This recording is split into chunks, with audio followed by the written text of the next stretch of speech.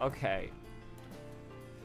So, I like to think that I put a lot of effort into my videos. I did not quite comprehend how much effort it would take to continue to make the videos that I make at a length of 4 to 5 hours.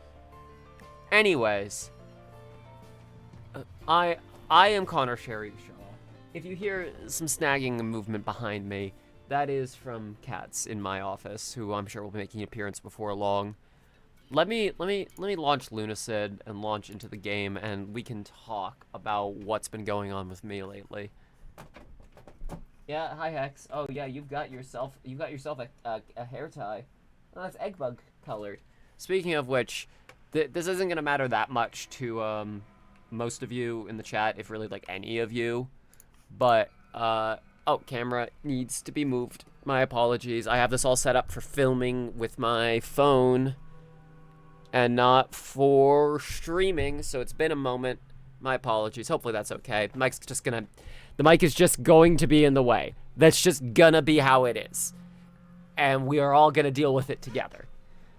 But yeah, co-host is shutting down. I am a friend of Eggbug. Cohost.org is a lovely website, and it is going to be gone by the end of the year. Hello! Thank you, Sophia. You got a sub for yourself. I appreciate you. Thank you so much. I wanted to start off by saying that co-host is shutting down because it kind of begets everything else I'm doing. So let's jump back in to Lunacid, and I can start bumbling around where we need to go. Square! Thank you! I typed sub message in hand, or nothing happened, so attempt 2, I suppose. The second try is always on the fly. It's all good, man. Thank you. Seriously, thank you. Thank you all for still fucking subscribing and supporting. Okay, all of you need to hear me for a second when I say, I talk about this, I say this shit a lot. I really do say this shit a lot. But I really think I mean it this time. There is a good chance, unless this video is like disproportionately successful, as in it brings up my other videos I've been making that, at least some of the evergreen ones that are still worth watching now. If it does well enough to at least bring some of those up a bit, I might keep doing YouTube. But the way YouTube is going with generative AI, there is a good chance this is going to be my last video.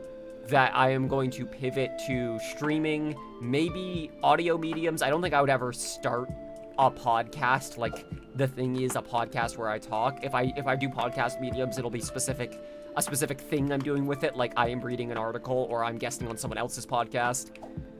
I don't think the world needs a Connor Sheri Shaw podcast. I really don't. But I would not be surprised if this, like, 4 to 5 hour long Payday 3 video is the last YouTube video essay I make. I would also not be surprised if it ends up not being, because it does very well and there's a lot of people who are genuinely interested in looking at my other stuff. I'm not asking for, like, I need millions of views on all of my videos. I mean, like, just at least 10% of my subscriber base even clicking on my new videos would be an improvement over currently like 6%. But if I've been happy to keep making my videos because I felt it was the best medium to convey the information I wanted to, and then whoever saw it, and like the people who it spoke to would still get something out of it. But I don't know, writing seems to maybe be the way for me to do that. I think I'm a very compelling writer, and I think my Trevor Project articles are really good, and I have the ability to make more things like that. So maybe that's where I should be, instead of being beholden. Like, I can do a medium. A platform is so much more specific, right? Okay, let me think. Where are we going? Yeah, I know one place we do have to go, certainly.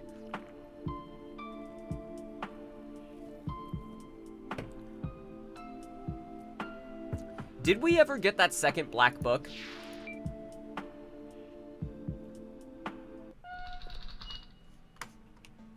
The one that's in...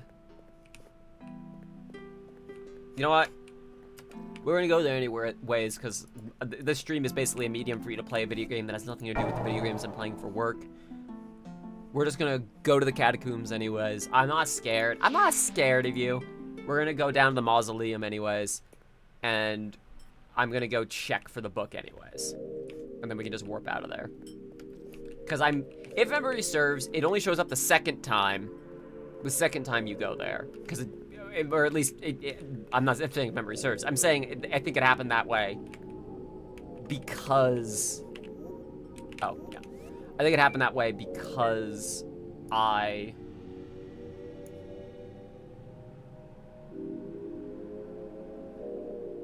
the dark fireproof steel. Oh, I did get this last time, huh? So the steel lance I don't need to upgrade anymore.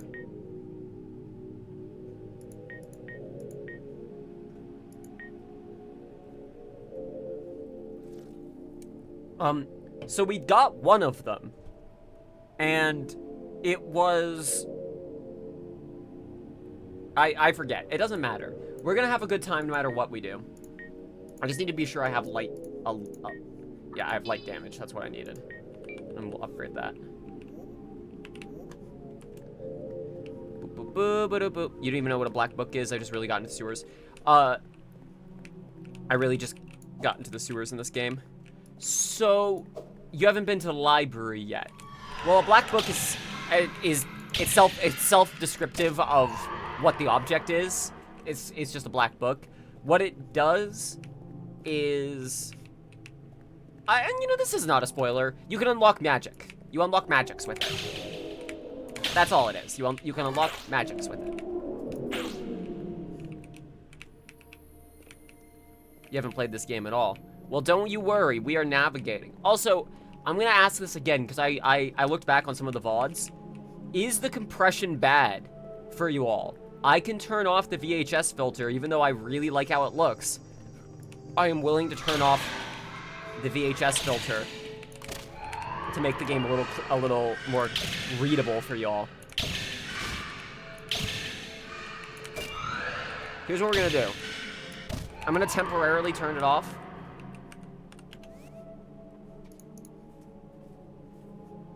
Or filter? Aesthetic, yeah.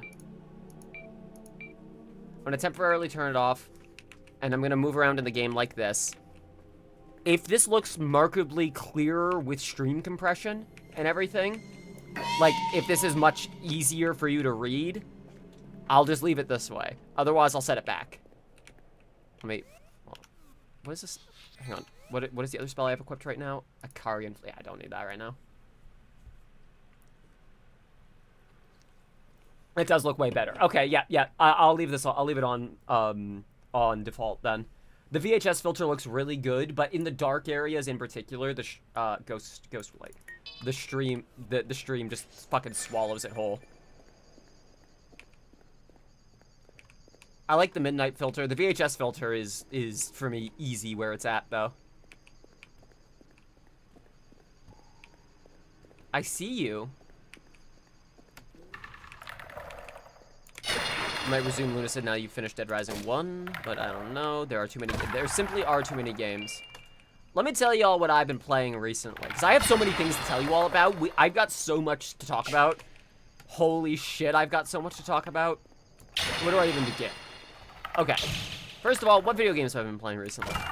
Other than the ones required for work. Did I see a question mark? Nah, I'm crazy. Okay, there you are. Did I already grab you? Must have done. Must have done. Must have done. Aight. That's why we come down and check. Is fine. That's why we come check. We're not gonna do the other thing I could do here. I'm definitely not ready for that. We're just gonna leave. Actually, okay. We're gonna kill more skeletons, because one thing that this game does have is weapons that are exclusive to certain enemy types. That farming them is the only way to get them. So we might as well at least do that. But Onyx.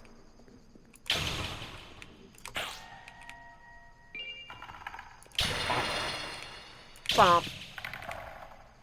Video games. other than the ones for work, lately I've been playing a weird amount of Team Fortress 2.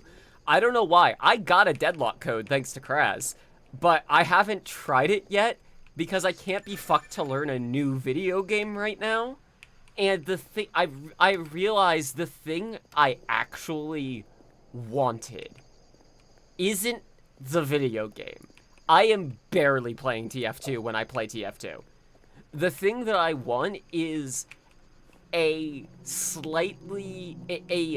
carefree, slow-moving form where people can, like, crack jokes and, like, have an entertainment time about just, like, vague video game adjacent events or even just other stuff with very low stress and low investment, that if it gets weird or gross, I can just leave. I've spent a lot of time just shit posting in TF2 chats with other people while we do funny things in game. Like, oh, you haven't even played it yourself. Oh no, sorry, I was combining those messages in my head. I know, Kraz has played it, Stan hasn't. You're not a MOBA guy, but you went better than expected. Yeah, that's the thing, is like, it's genuinely entertaining to go into a TF2 server, play Market Gardener Soldier, and I'm not talking, oh yeah, sorry, I did this.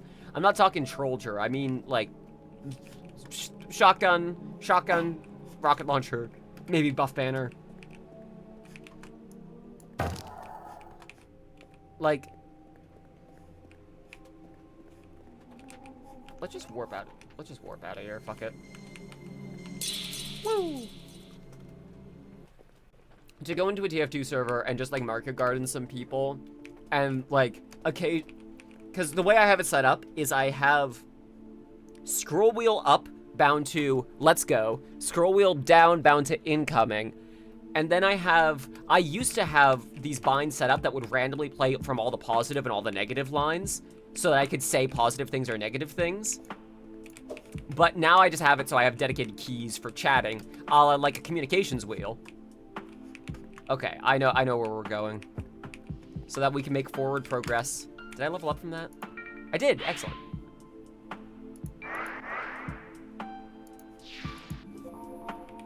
All right. We'll go down. We'll go down the stairs.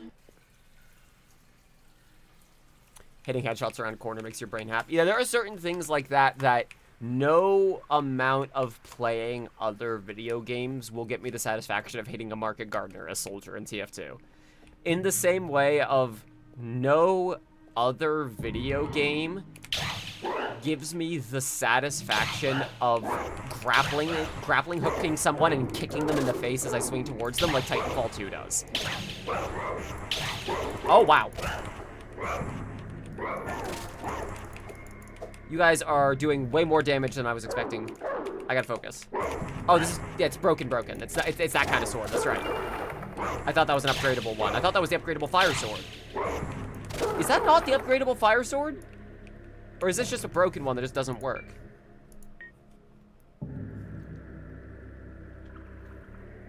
No, no, it just does 6 damage. It does do 6, it is a broken sword. I don't know what I expected.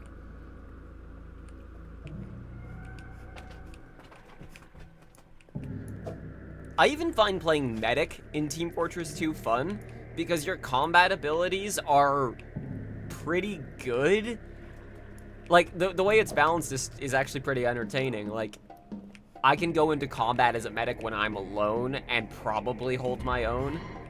Versus if I'm with team, it's usually better for me to heal them. But then if they're at max health and overheal, then you can just fucking, you know.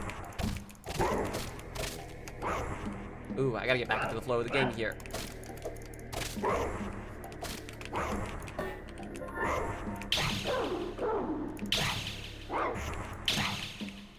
I just want to upgrade my broken sword, and you are not allowing me.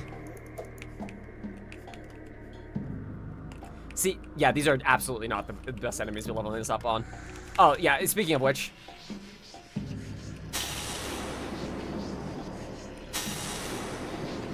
Oh, yeah, there we go. We went through our increased HP poultices.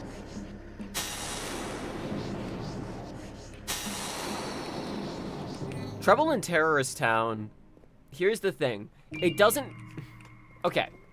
I feel like I'm gonna make some enemies with this one, but as someone who has, like, thousands, at least 1,000... Jay!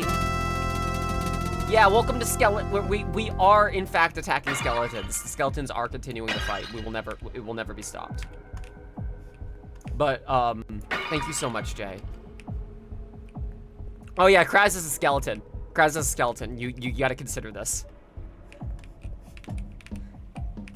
Honestly, kind of cringe. So, hi. Okay. Fine. Wait, hang on. Can dogs use ladder? I'll get to the TTT thing in a second, but can dogs use ladder?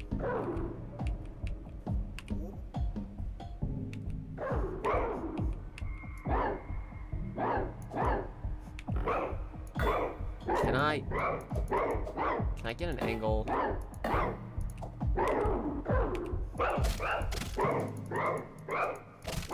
Let's go. Let's go. Let's go. Okay, so TTT.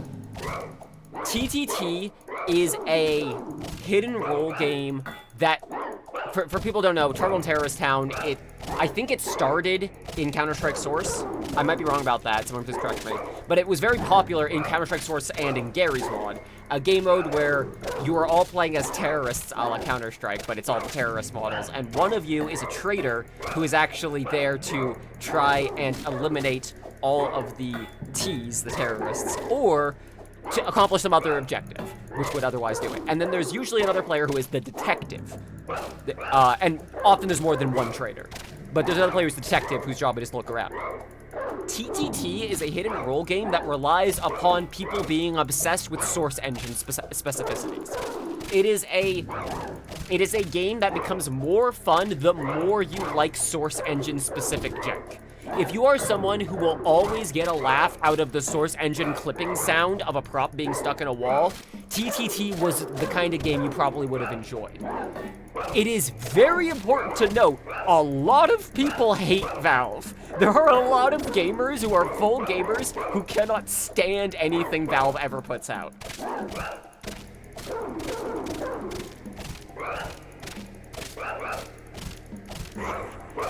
Shit.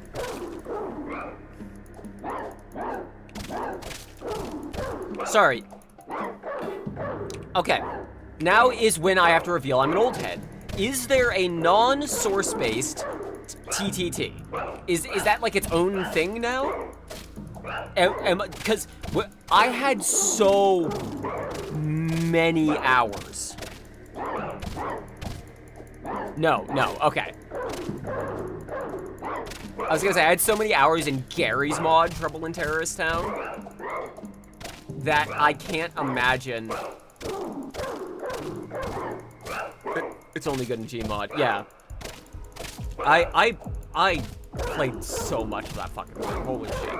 But for the same reason, and for the same thing I was getting from TF2, of often the thing I was actually looking for was a community to hang out with after school that I could talk to about things that people would know about, because like you could talk about Valve-related or gaming-related things in the server and everyone would just kind of know. But there was still the social ability for me to duck into, I'm not really engaged in this conversation, I don't really know what people are talking about, or I simply don't care. I'm just gonna play the game. And TF2 lets you do the same thing, but also, that's the power of secondary spaces. Of places for people to go, where the whole thing for you to do is to be there. Well, I want your item. I earned that dark skull, thank you very much.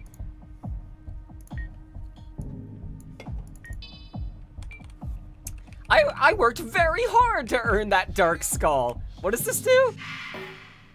That is a dark skull. Bop.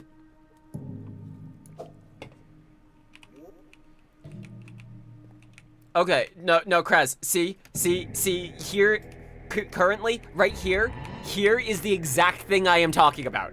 This is the exact thing I'm talking about. It is so common to assume, like, how many of you all are familiar with a YouTube series called Hunter the Parenting? Or, indeed, the creator Alpha Busa. You may know the Warhammer stuff that they did before they did Hunter the Parenting. Well, that question's answered. The world twists around me and through me. What victory lies in outliving times if I, too, will change with them? I have lost Lyria, I have lost my humanity, and I have become brittle, cold, and precise in death. Okay. If you all like funny, animated, esoteric series, if you like the aesthetics of this game, the things going on in this game, you would like World of Darkness stuff in general, I think. But I would recommend looking up Hunter the Parenting and seeing if it's something you'd be into. Pretty long episodes. Some of them are fully animated. Some of them are just audio logs. But I'd recommend it. It's pretty good. Now, here's the thing. The reason I bring this up is because they have a running joke. Because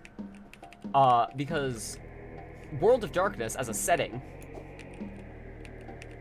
okay, takes place in our world. It takes place in our world. It is meant to be a reflection of whatever pop culture existed in the world at the time, right?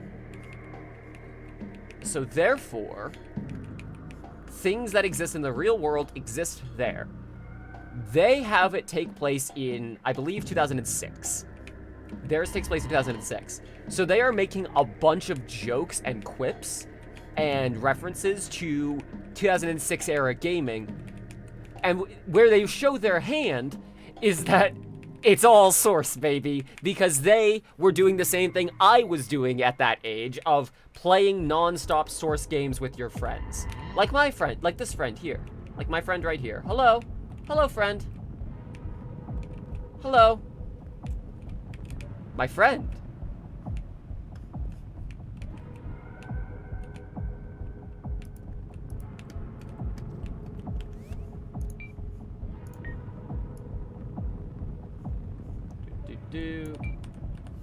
Well, thank you, friend. Part of the reason they keep making those jokes is because they're using the Source engine, like sounds and textures and even the engine itself to render elements of the animated series. But it's also because they grew up in a very specific era of gaming with specific friend groups in gaming. Blue Flame Arc. This is the equivalent of people who... It to me feels like if everybody spent their time at the bowling alley / arcade as a kid, and then all of the kids that went to the arcade were like, yeah, all of us were at the arcade as a kid. I don't remember anyone who was bowling. And then all of the bowling kids like, yeah, all of us were bowling. I don't remember anyone who was at the arcade. Like, it was all happening at the same time. It's always been happening. People have always done multiple things at once and switched between them.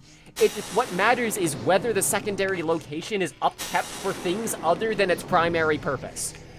If an arcade exists only to be an arcade, if the only thing you can do there is play video games, your memories will be associated with the video games. They will not be associated with the time you spent there or the people that you spent time with there. If the secondary location allows other things to occur, then you can associate those other secondary things with those memories of the location. So, things like Source Engine games were uniquely, often, at least the way we played them, social. They were games based off of communication. Valve obviously loves their fucking single-player games, don't get me wrong, but Garry's Mod, TF2, Counter-Strike, they're very social games. Something like Call of Duty, you had to be a specific kind of person for it to be a social game. You had to be someone who could get in with the kind of crowd and people that you were with, and often against. Part of the reason I think it's so hard about this is because there's a part in the video that's about this exact phenomenon.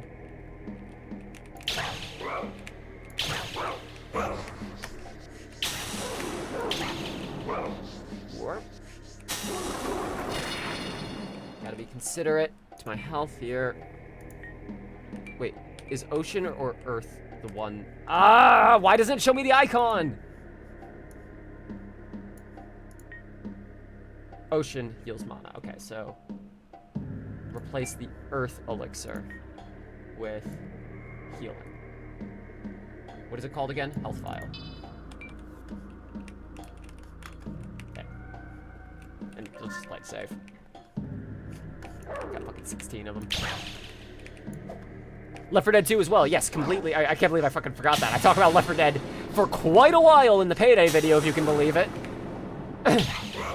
Oh, really? We have to talk about Left 4 Dead in the video about the game that was Left 4 Dead but with cops, huh? Do we now? Dark RP. I played a lot of Dark RP. Kraz, absolutely.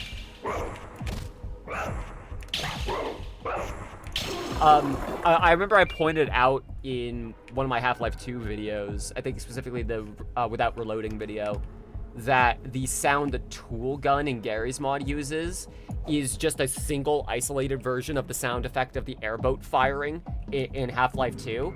And then someone else pointed out to me, one I didn't notice that ruined my life, that the sound in Gary's mod of using the locks of a lock on a door in Dark RP is just the revolver reloading sound effect. It's the sound of opening the revolver to eject ammo from it, from Half-Life 2. And that fucking threw me. Like, oh no, I can't unhear it now. Every time I reload this gun, I'm thinking of a lock jiggling and a player's like nameplate clipping into the room slightly as they're at the door, like, why won't you let me in?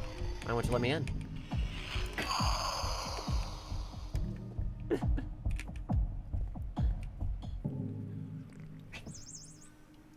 If you hear squeaking, by the way, that is a cat in here playing with a chew toy.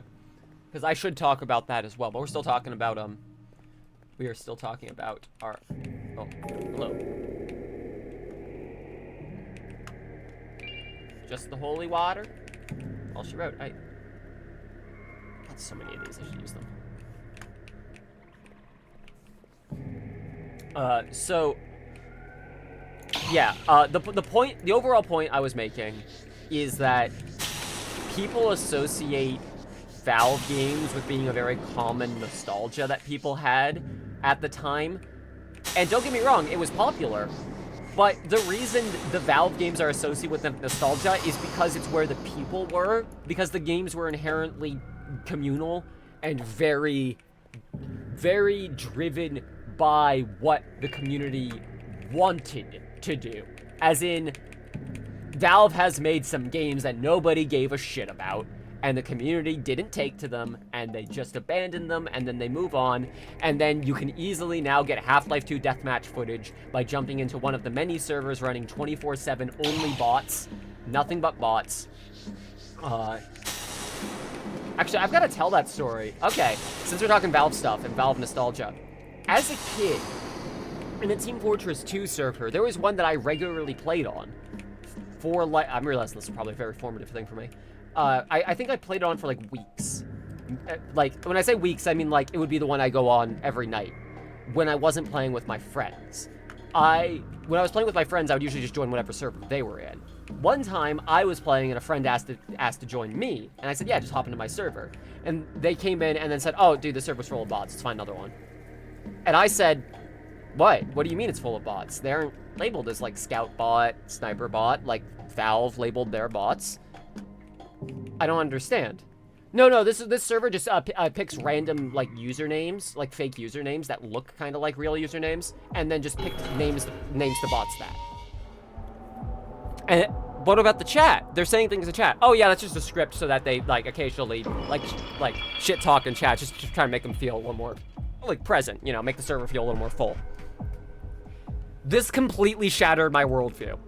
In that moment, I guess I apparently developed a penchant for hating AI designed to mimic the idea of humanity without any consideration for that AI's purpose or ostensible by design want. And I was so angry. Like, I felt tricked. I felt like I was deceived into meeting people who I considered were regulars, and like, oh yeah, that guy's always top scorer, and that sniper is always top peak. Just gotta find out to get around them. But this guy always falls for this one trick I do on the stairs, a spy. Yeah, because they're bots. But I was too young to understand that. I was too young to be able to infer that because they weren't labeled as such. And it wasn't a consideration I even had in my mind. There was like, that would be an insane thing to do. Right? Wouldn't it? Anyways.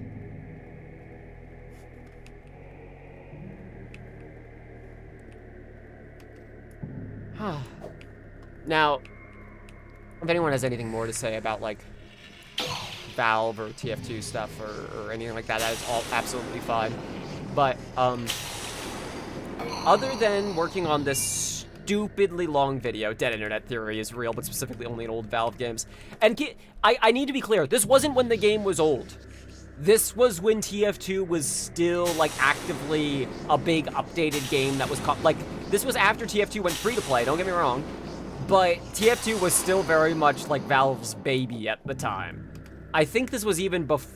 I might actually have the dates wrong. Maybe... Did Counter-Strike come out before TF2 went free-to-play? Counter-Strike Go? I think it's the reverse. I think TF2 went free-to-play and then Counter-Strike Go came out, right? Fairly certain.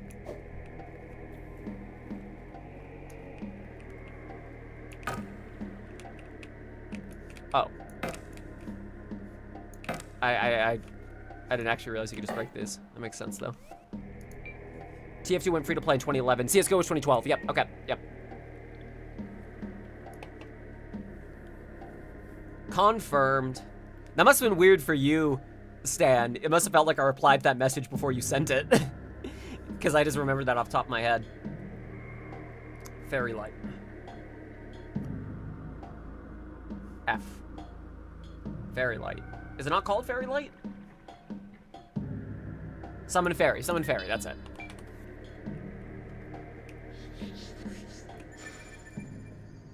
Jaren Christ. Yaran Kri.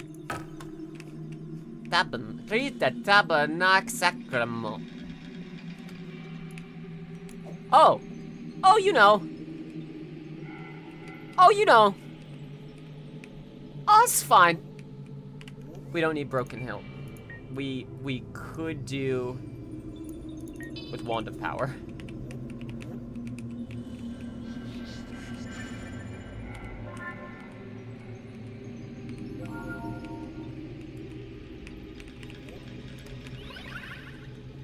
Hello. Okay, yeah, you're hostile. Ceridius Luna. I'm glad I didn't say what I thought this thing's name was, because this is not the creature I remember. I remember it being. Ah! It also Wands of Power. Yeah, this isn't the creature I remember it being.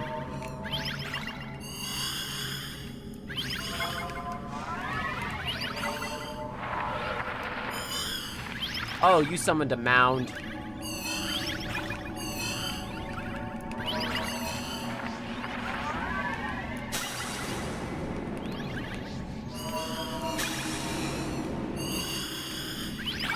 Bop. Get plasm.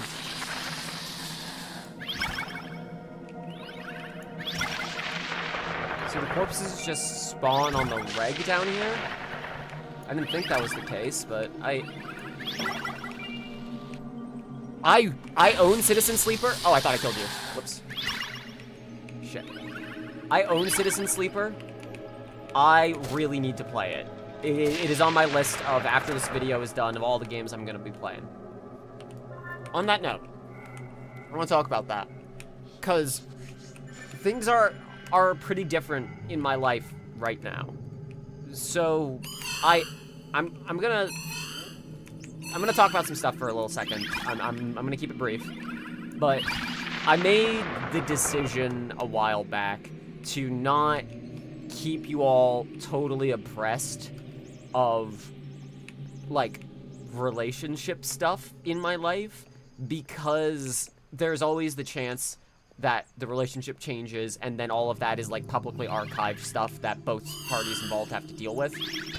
So know that when I talk about stuff like this, it is me making a decision to let you all in on the way my life is going. Penny has been on the stream before, and Penny, Ozzy, and I are all currently living together. She moved in over the past couple of days. Penny now lives here with us. That is one of the things that has been taking up so much of my time this past week. Has been getting the apartment all in order and getting her situated and comfortable. But yeah, she is physically here now, and it's honestly fantastic. I don't want to talk too much about like relationship stuff. If I'm gonna talk about people, I'd rather the people be involved instead of just talking about them like as distant, if that makes sense. She is here. I could technically get her on the mic, but I am just, things have been very, very busy, but for good reason. And the other thing this means, oh yeah, get them, get their ass. Yeah, fuck them up.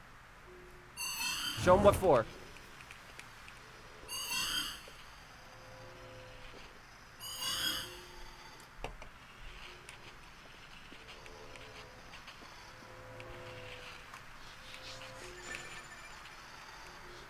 Let's just summon a couple of them, why not? Yeah!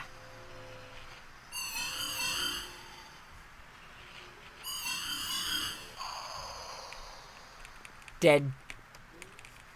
Idiot. Loser. Got him. And there. We can get back. Oh, we leveled up a lot from that. 4 points left. Resistance. Like I said, little jank that you can't fucking see what any of these stats do until you increase or decrease a level in them.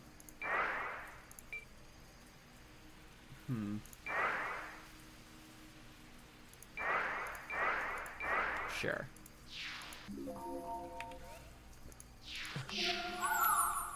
All right. But now that there is another person here who can help with like day-to-day stuff, because Ozzy obviously has work, and like she's gonna be getting work before too terribly long too. I won't get into specifics about that, but I should hopefully be able to, without running myself ragged, put more of my time into getting the video finished instead of just like, you know, trying to keep the apartment together. I am aiming for before election day. That is my new current goal, is I would just like for this video to exist before the election. If that is impossible, then the absolute deadline for this video is November 16th. If it is not done by then, I don't know what I will do. I will have to, before it gets close to that point, change parts of the video to make it shorter and easier to produce to get it to be there. But this video has 14 chapters. Could be argued 15, technically. And in another sense, it could technically be argued 13. You'll see. But I have recorded 4.5 of them. And tomorrow, I will be recording another one. The green aside. Oh, it's green now. Oh, we're doing green now. Oh, we green now. What has it got to do with me? I have them all. They died, but no. Not while I'm here with room aplenty. But I don't like the Green Asylum very much. I don't think I like the Green Asylum very much. I think we come back here later. How about that? I don't think I'm a big fan of the Green Asylum. Whoop. In we go.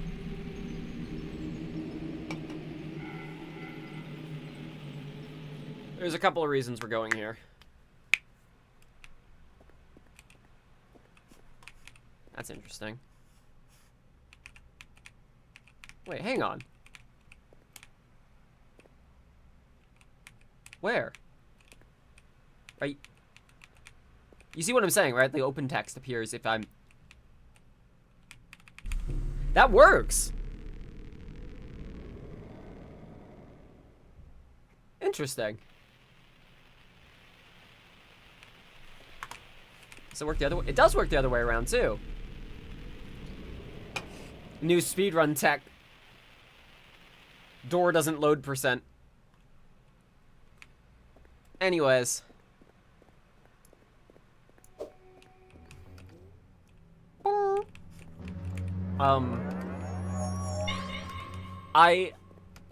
I have described this video as being, and when I say this, no, this is someone who I've been, like, inspired by over the years.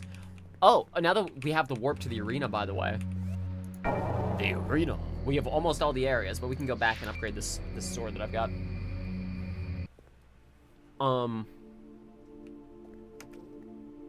I describe this video as H-Bomber Guy-esque. Because it is really a sort of referendum and commentary on an entire genre of media that the internet has produced, rather than just about the thing that it's about, if that makes sense. Much like how the H-Bomber Guy plagiarism video was about not just, here are some people who are doing plagiarism, but also the larger issue of what even, like, what do people consider plagiarism anymore when so many things are considered free and up for grabs on the internet? There is an argument to be had about that when it comes to the ethics of building a community of young minds with cult building tactics. And that is what this video is about, in addition to like 6 other things. But there is an element of this video that is, we all need to have a conversation about this thing that everybody has just let, like, go wild on the internet. And we really need to be mindful of this thing that we're doing. Oh, whoops. Not the Wand of Power. Broken Ilt. Fire sword, baby! Woo! Oh, that's a sword made of fire. Oh, you know what the fire sword does? Let me tell you, it burns things. Never saw that coming. Let's go back to the Forlorn Arena. I have the distinct feeling that I am looking ahead right now at 2 paths in my life. One of them is continue going as I currently am. Try to cling on to whatever I'll read that in a moment. Whatever desperate remnants of an old internet that I am okay with participating in, even if I don't actively necessarily like. Am I okay with clinging to the door off of the sinking ship that is going about it that way, and trying to act as though it is going to be 2018-19 forever, and that I could somehow make money, make a living off of being a creator who posts funny videos to the internet and then memes to a social media platform, and then that is my living? Or am I going to become a journalist? Am I going to actively pursue what it takes to be an investigative reporter outside of the system that currently exists for becoming an investigative reporter? Because I do not have the finances or resources, or, quite honestly, the patience to go to school for it, and I have to be okay with knowing that means I cannot get access to the resources that people who have spent that money, effort, and time could. That is fine. That is something I have to accept if I want to be truly independent, and that is the thing everybody who wants to work on their own has to accept. If you're going to be truly independent, not work for any, like, when I say truly independent, I don't mean like being a YouTuber where I like decide my own hours through means of when I decide to post videos. I mean like I am not beholden to any platform. Like, as a writer, if Squarespace goes up, if, like, Squarespace decides they don't like my work, I can take those words and put them elsewhere. It's just the host for the medium.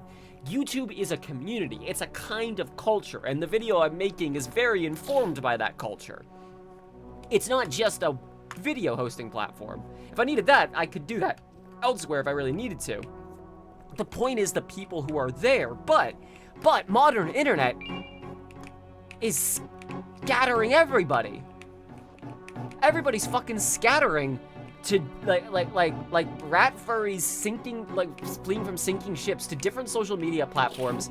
There is so much presumed acceptance of you're damned if you do, damned if you don't, you're gonna be fucked over no matter what happens, that exists in internet creator culture. That for what? For what? Like, what? Who am I making a blue sky for? For an audience of people who aren't, like, maybe 6% of them will actually engage with the thing I wanted to log on to the internet and post in the first place. But who would trust just a random person on the internet these days posting things without a personality behind them? Because it could just as easily be AI or fake or misinformation or a bad actor trying to hide their identity. So I don't know what I want out of the internet anymore. And I'm realizing more and more the things I was getting out of it, I am getting elsewhere. If what I want is a platform to post the things I make to, what I really need is to make things that are important enough or good enough to get attention to the place I actually wanted them to go in the first place. Like, part of why I wanted to be a games journalist is because I felt like I could actually make a difference writing where people were paying attention. And maybe I could still do that. I would be okay with still doing that. But do I need my own platform for that? Is that actually what I want? A lot of people believe that is true. Like, I guess the thing is, do people believe personality on the internet? Like, do people believe in an anonymous personality who is going out of their way to hide their identity but to really have a certain stank to it anymore? Do they? I don't actually know the answer to that.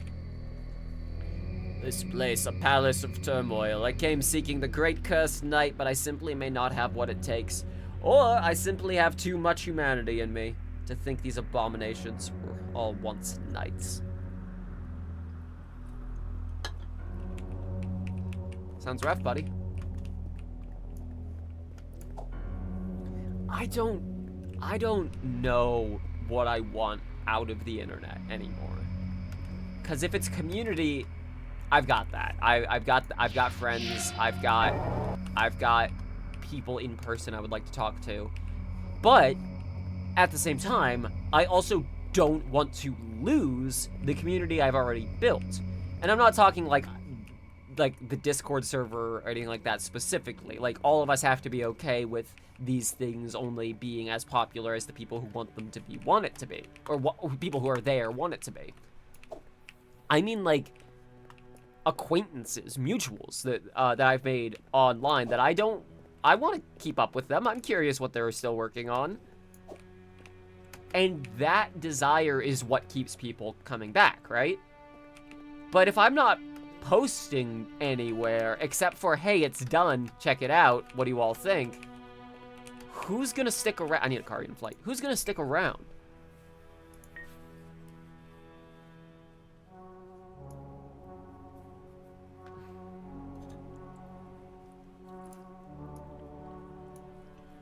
I guess I want to be a journalist with a personality. Like, I don't believe in serving a, like, that I need to be completely neutral and serve, like, a specific role as a non-biased, like, mediator of information as a journalist. Nah, fuck that shit. That's bad actors who are trying to tell you to do that. If you are a human being, you're fallible. Bad news, you're fallible. You can be wrong. Why act as though you are always right. It's just gonna disappoint people when you end up getting something wrong. I might still write The Need for the Presenter, my book about why I think a host with personality is always going to be the thing that will end up being more popular than a host without personality. There is no unbiased information. That is a fundamentally unhuman way of perceiving the world. Everybody is fallible, everyone has the ability to be wrong, and everybody also has the ability to state things confidently. People go to right-wing pundits that circulate false stories about that oh yeah, I remember that. The Algerian Olympic boxer, and those pundits get the story from random people posting on Twitter. If anything of this is bullshit, why are they getting away with this? My audience would love to hear about this, is good for engagement. See, that's when you're doing the parts that can allow a story to spread, but just those parts, and not any of the parts where you verify the story. And that's the shit that social media allows for, but it takes on the same language as verified claims. Like, having a link to a person said this is my source, is, in a lot of people's eyes, about the same as this is eyewitness testimony, which it shouldn't be. But it is. And also, to be fair, I do think people treat eyewitness testimony as something that has more value than it does. Because we all know that that's also fallible. At least I hope we all know that's fallible. Yeah, it's the aggression with which the idea of if you are not participating in this, if you don't have an opinion on a non-story, then you are somehow allowing the misinformation to spread by not correcting people actively. What a stupid fucking system we've developed, eh?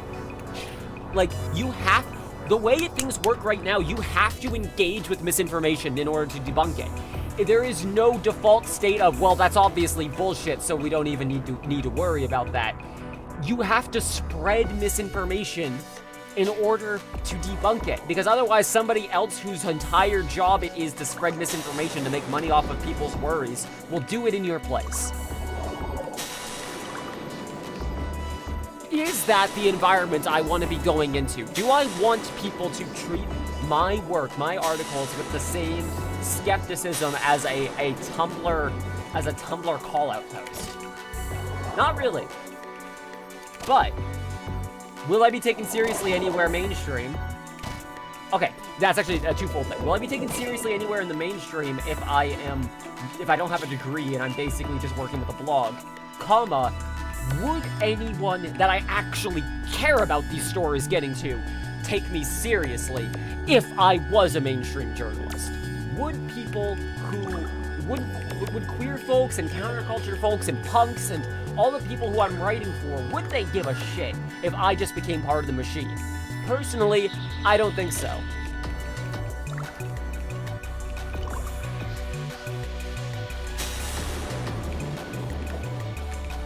If you don't engage with misinformation, debunk it, more people end up believing it. But if you are debunking misinformation, you're engaging. Yes, because the platforms are all set up to spread conversation. They are conversational, and they are set to, if you're talking about something, that's the same thing as sharing it, even if your talk is purely a dismissal. How powerful is this? Oh, that's just jump. Well. Come and get me, idiot.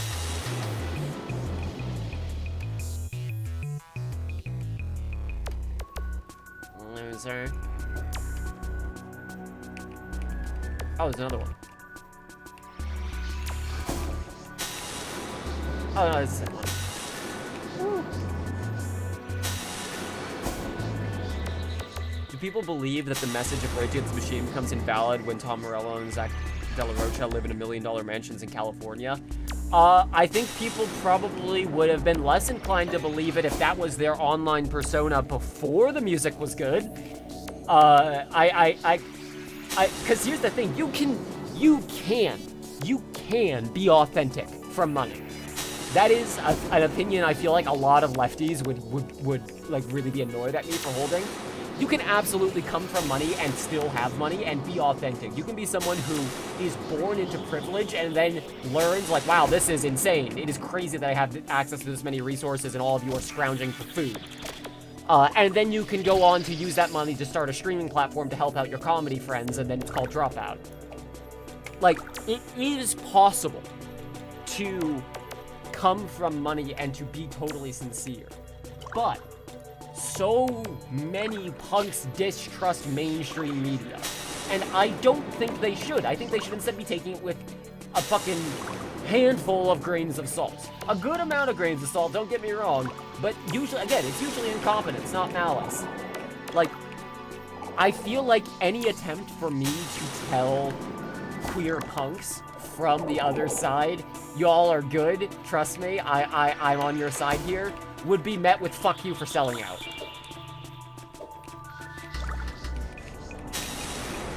And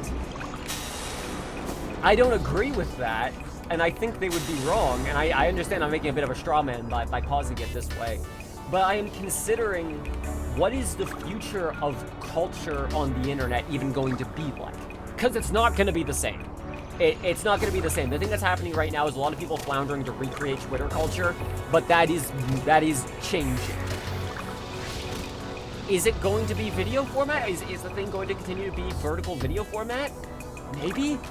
At least for a while? And I don't want to do that, so...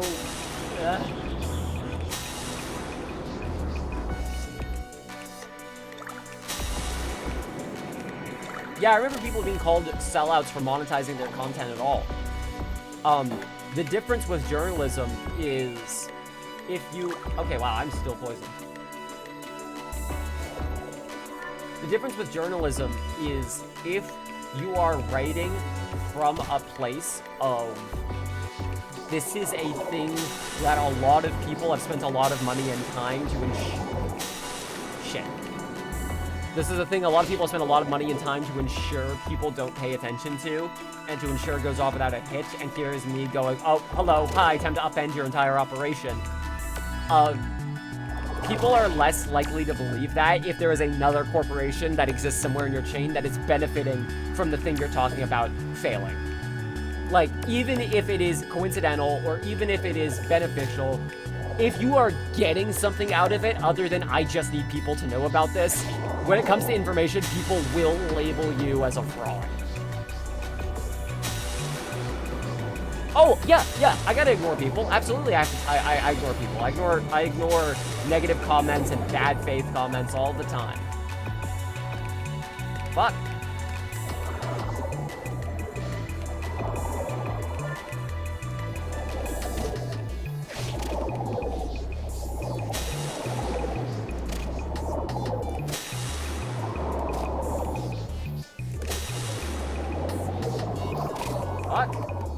Okay. It's fine. Idiots. Where am I?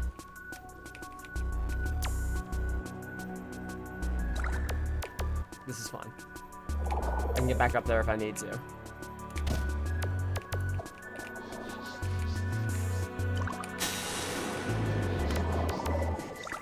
Do what you are passionate about. But if the thing I am passionate about is making a difference, I can't act agnostic to the audience I'm working towards.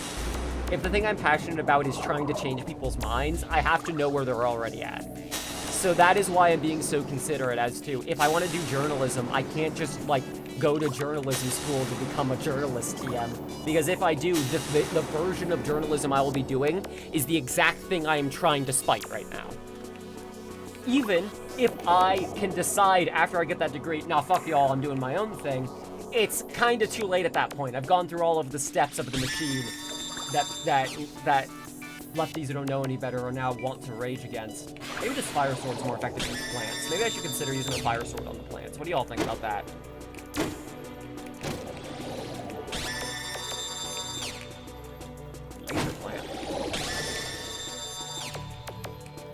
Leftists that preach about wanting equality and livable wages when see someone earning 50K a year as you earn too much, are not informed about actual livable wages, they just want to be miserable, or envious about someone else trying to game the system. Agreed. I completely agree with that. I also don't expect... If I can't get someone to at least read the thing, then I have failed, is, I guess, the point I'm trying to make. If I'm not going to be able to be on social media 24/7 to personally correct people's misinformation about me, or to see what the general narrative of how people feel about my work is, then it will run off without me. I'm a queer person on the internet. Bad actors will take to inject the narrative for me if I'm not there to control it myself. And then a bunch of normal lefties will fall for it, not realizing they're being worse. The thing I'm really worried about is like some company that I write about getting really annoyed with me and going, oh hey, this person doesn't have a social media presence. If we just like spread rumors about them, then it's fine. Then people will believe them and they're not here to defend themselves. That's the cyberpunk future I'm preparing for.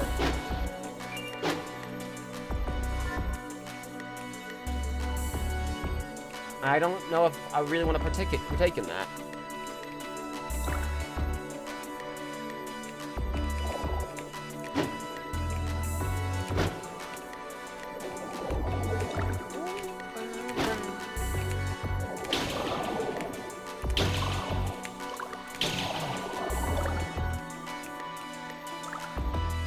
On that note, I do want to say about Trevor Project. I am not done writing about the Trevor Project. I may not write another as long full piece about Trevor as any of my other pieces. Yeah, no, this is it. But Trevor has gotten a new CEO, if y'all didn't see. And if y'all, also, backing it up further, if y'all don't know what I'm talking about, Trevor, I wrote 3 articles about the Trevor Project, investigating the way they were managed. It's a queer charity that's supposed to help queer people who are going through suicidal thoughts. They love AI. Oh, are they in on AI? Let me tell ya. Also, labor violations and firing unionizing employees, and refusing to pay workers for months and months and months and months and years after they have done their labor and refusing to compensate them for it. Anyways,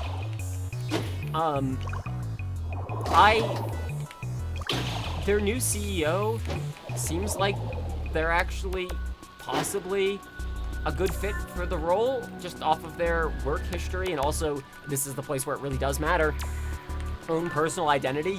You do actually gotta be someone who's in the know about this, and you know, being a black lesbian, you are inherently someone who has been ostracized by society a lot in a way that could at least give you a bit of a foothold to work with for what kids calling into the line would actually be expecting, instead of a fucking straight cis white woman who's a film producer who has never...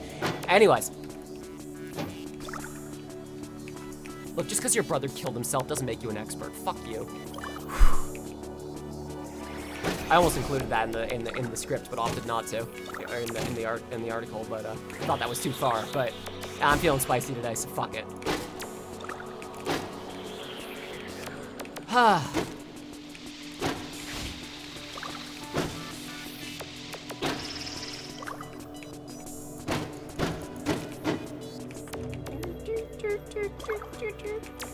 By the way, BT Dubs. We have not watched it yet. I picked it up, but we have not watched it yet. I wanted to, the thing I was hoping to do was unlock all the areas at least first. Fine. They appear to die when dealt enough blows, but I'm not so sure. There clearly has been a sharing of blood between them and Suxarius. Suxarius? Oh no! And the unkilling curse, like a reptile, grows lost rooms. They are his and grow as such. Well, you know. I have spotted a Sheri. Hello! Welcome. It is a Sheri.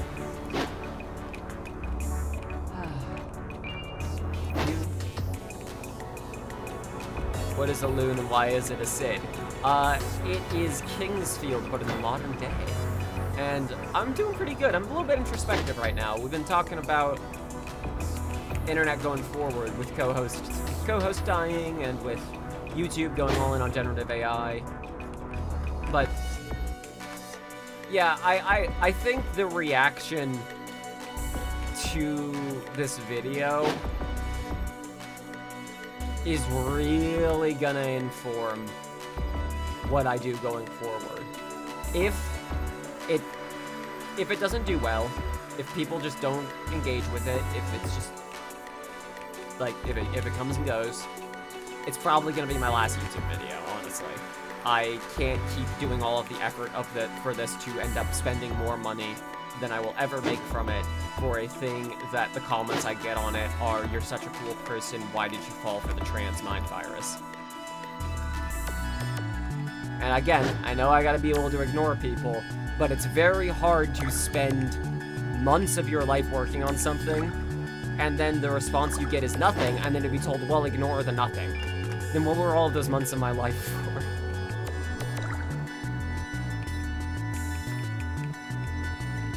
Yeah, that's the thing. A lot of people are learning, in co-host's death, a lot of people are learning how to make their own websites.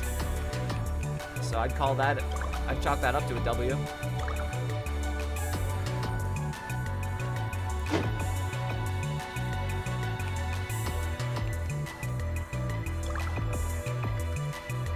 What is you? Okay, no, this is where I was. I gotta figure out how to get out there. Out there is where I need to be.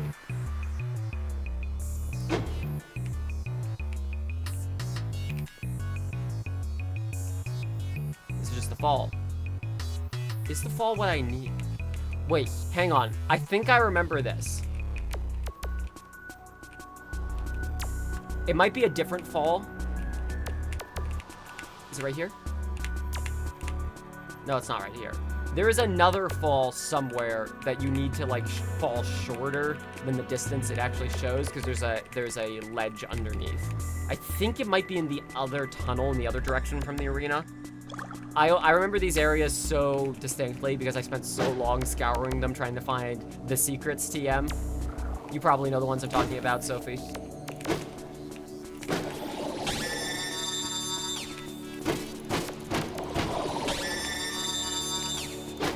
Fuck you, Bimos.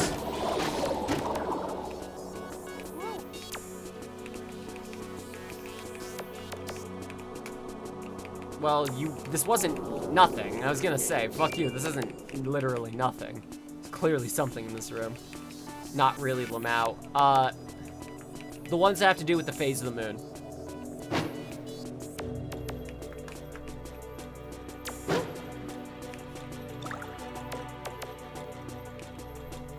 The guy running NeoCities toyed with AI shit until the users of the site sent a mass email campaign telling him to stop, and he did listen. I remember that, yeah. Is this where I fell in? Yes, this is where I fell in. I came out through here. And through here. And that just leads to there, so this is not new. Oh no, maybe it is new. Have I not been this way before? Well, I don't recognize these guys, so I guess not.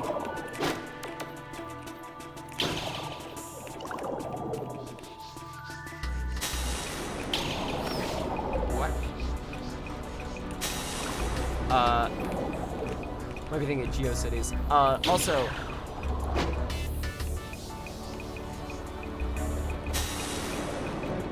you now have a roommate in the lease. Fuck yeah! That's legit a ton of work. Holy shit. Look, I know people get annoyed by the phrase adulting. And I get it, because it can be a little infantilizing for like, I'm an adult. It's just that this has been made like arbitrarily difficult for me.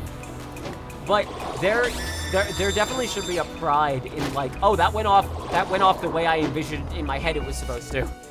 Like, the thing I needed to do was go and talk to another human to figure out how to get them to live here, and then we had to go talk to a human who owns where we live, and figure out how to get them here, and it all worked the way I expected it to. Oh, cool, yay!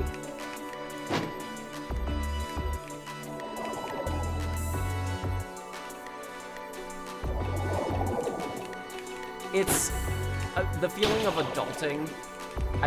Never let yourself, just as a general life advice, never let yourself be too good or annoyed by self-satisfaction at minor accomplishments. Never let yourself be like, oh, come on, don't That wasn't that hard. Don't feel good about that. That's bullshit. That's bullshit. You should get to feel good for small victories. Always let yourself be like, yeah, I did do that.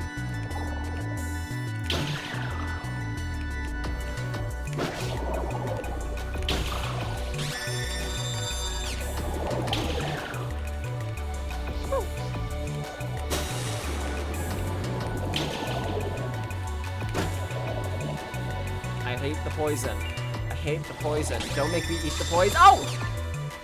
You almost killed me through a wall. It was just Huntsman to me. Ow.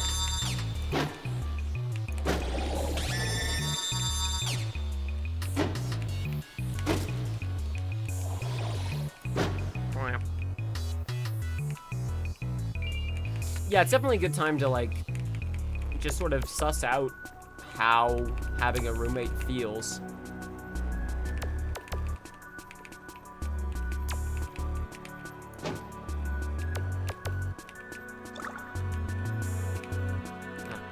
Okay, let me get some different spells out here. This area is a bitch to navigate for sure. I'm going through so many resources here because I'm talking while playing.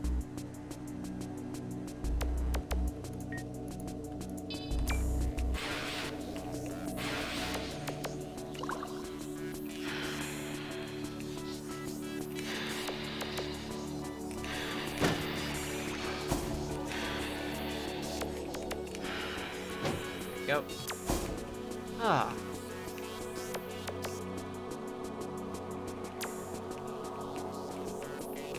Yeah, I did tell chat that you moved in, Penny. I need to let them know where things have why things have been so busy.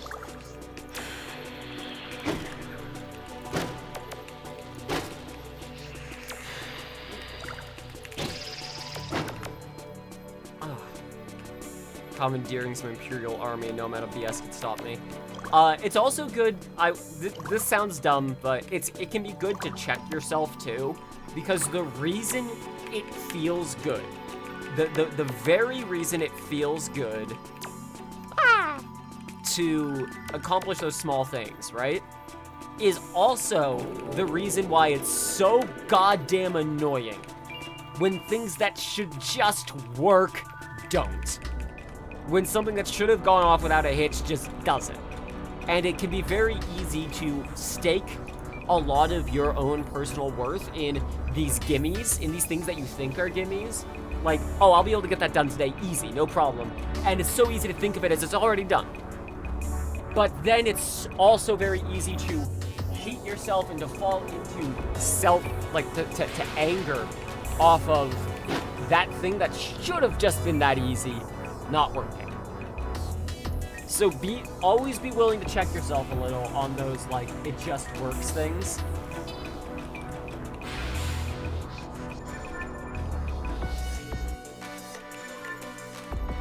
But yeah, like, at the same time, the fact that any one little thing could come along and fucking ruin your whole day is the very reason why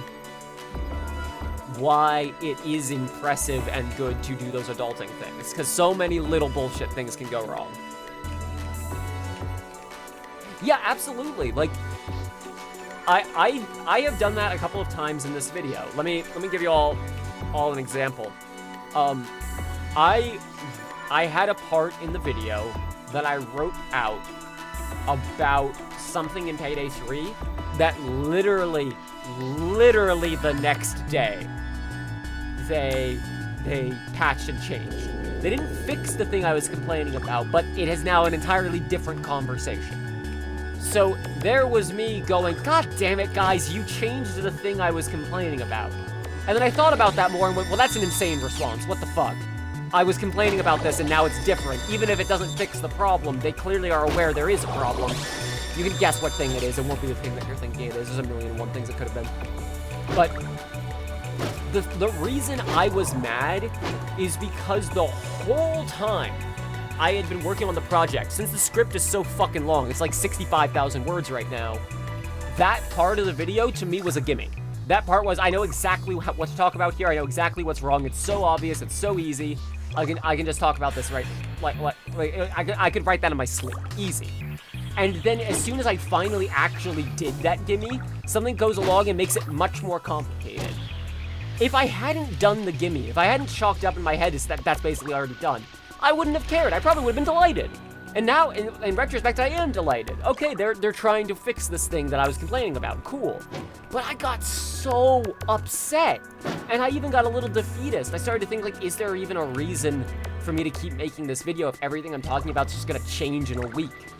And then I thought about that more and went, well, hang on, there is a real observation there. That's not a complaint, that's an observation of a fact. And you could talk about that instead.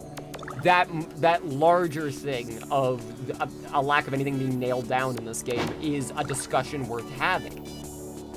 But I was so caught up on that gimme, I was so caught up on what should have been a gimme, that I let myself get really mad at what should have been an opportunity.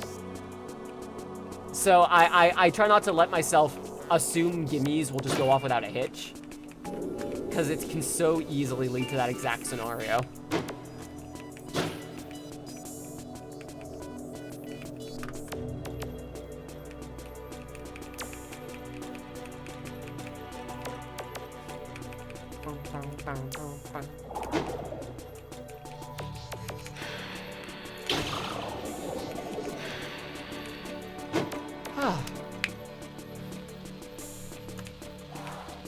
What else is there to talk about? Oh, talking about video games I've been playing lately.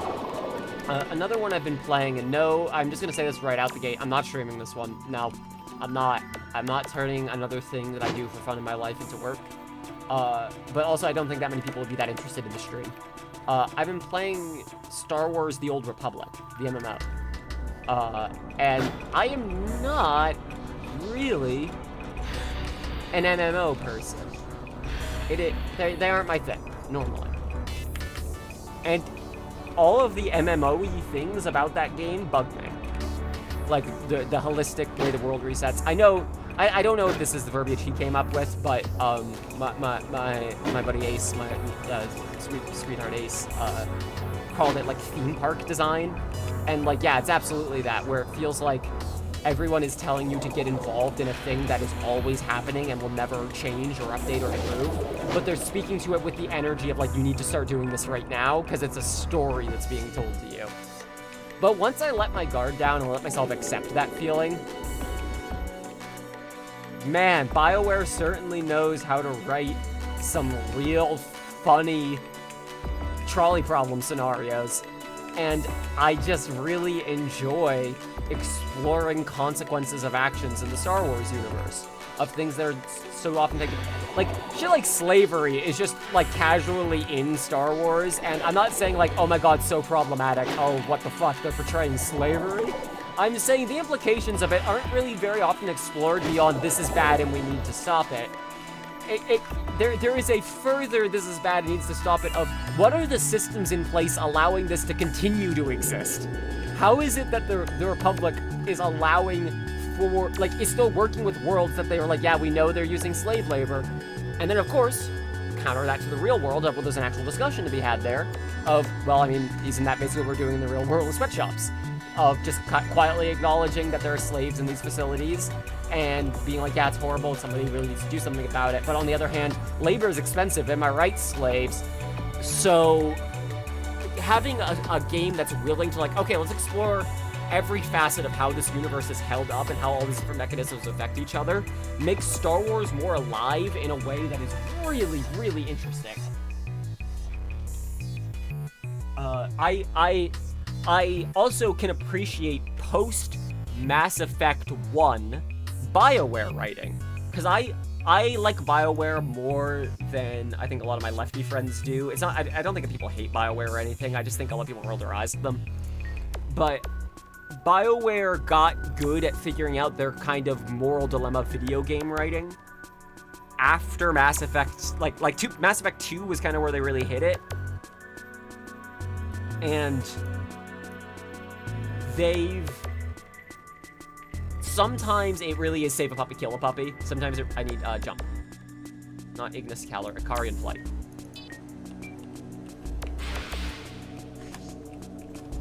Hop. There you are. I remember now. Heart. A path.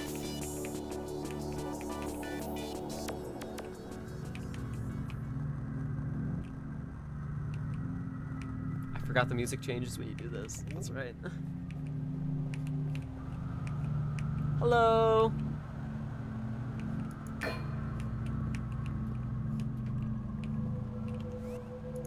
I think we need a friend. Because I don't think fire is going to be doing us much good here. Fairy? Summon fairy.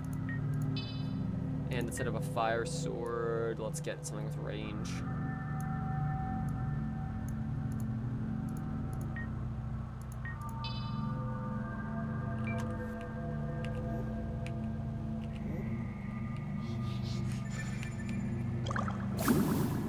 Come up out the water. Anyways. This is what I was talking about earlier, Sophie, is these areas.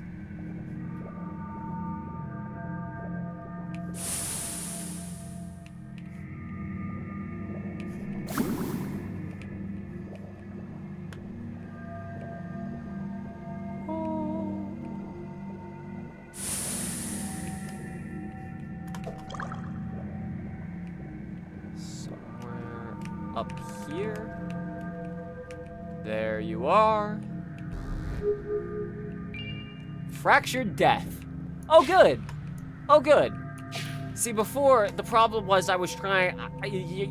You see, your problem was you were trying to keep the whole death together, and that's just never gonna work. You gotta start with a fracture of death, okay? And then you can work your way up to the whole thing.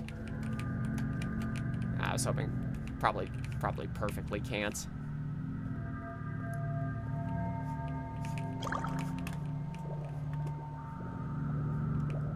Oh, now my death is fractured. This is a pro tip to level designers of all stripes out there. Pro tip about level design and human psychology. The metric of how big can you make a hole in a wall where you could still put an invisible wall there is not and should not be, no matter how much this makes sense on paper, slightly smaller than the player could fit through. Now, I'm saying this out loud. If there is another class that can move through those tiny gaps or something, please correct me. Because there might be a gameplay mechanism that those slots exist for. But as far as I can tell, all that's going on there is these are just like meant to be like holes in the side of the building. Yeah, this is the hall we were just in. And some of them are just like big gnashes to imply like something with claws attacking this thing, right?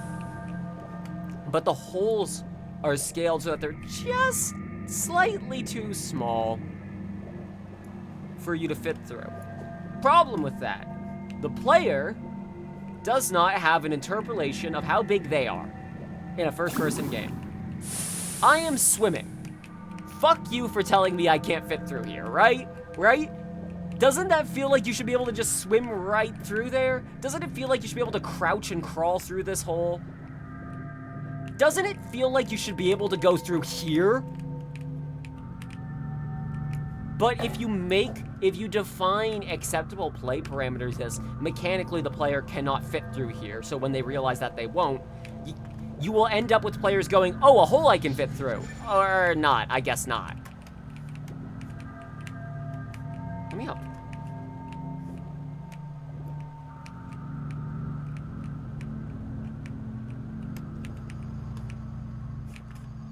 Was there another door in this room, or was that all she wrote?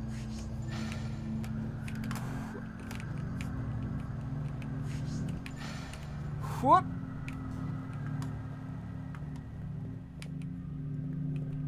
Yeah, because to prove my point further, how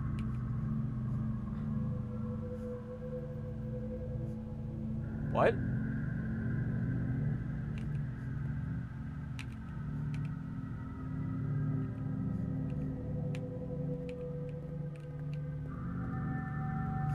What is happening?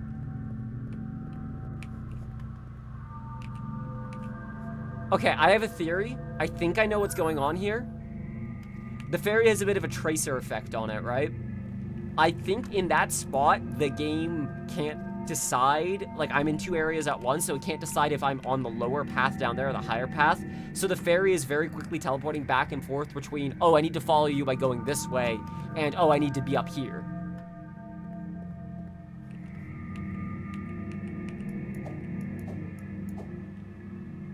But yeah, like, surely, right?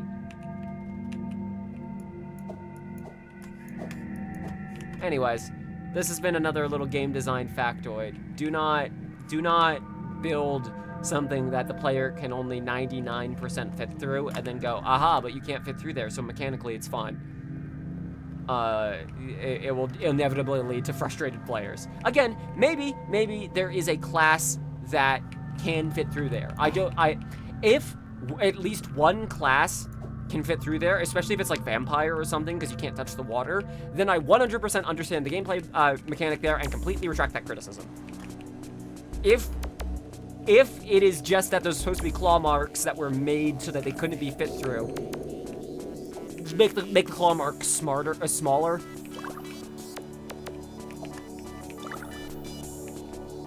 Okay. So which way did I come from? Which way did I go?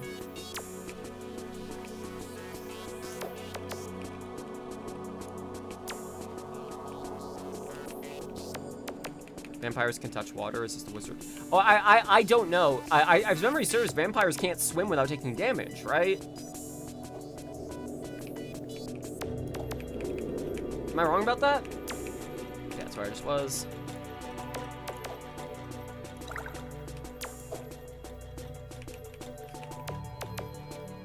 Aha, here we are. This is what I was looking for. Oh, the water talisman. 1 down. We made it out. All right, that is this half of the arena complete.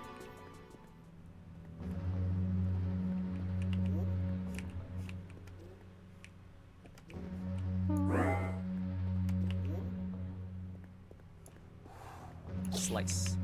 What is my level now? 78, you say? I'm thinking level 80. I'm thinking level 80 is probably going to be when I decide to do the gauntlet. And you know what I mean by the gauntlet.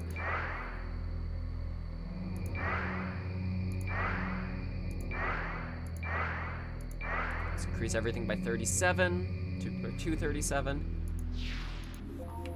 I am perfectly balanced as all things are and be.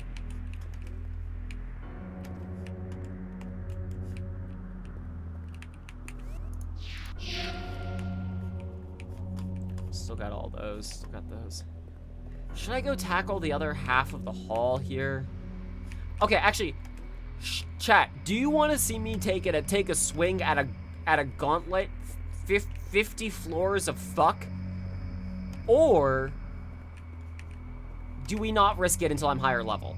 Do I go tackle the other half of the arena first? What do you all think? Should I go fight the arena, or should I go do the gauntlet? Go for it. Risk it for the biscuit. Okay. I'm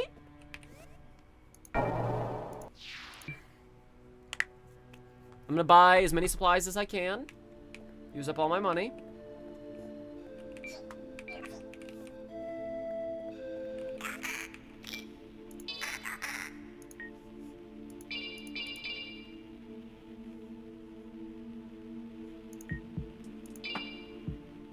Why does buying an antidote increase? Oh no, that's right. I just bought another health potion. Fucking this game.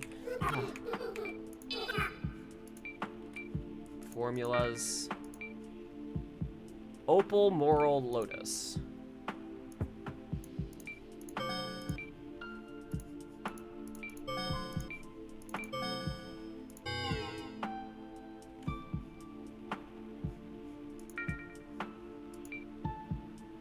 Opal, Yellow, Moral, Lotus.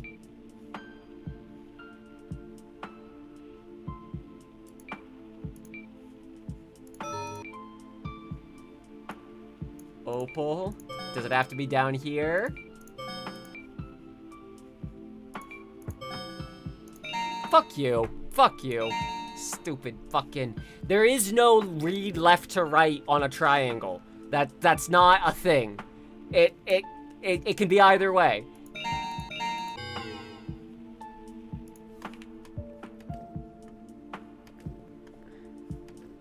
What about you, man?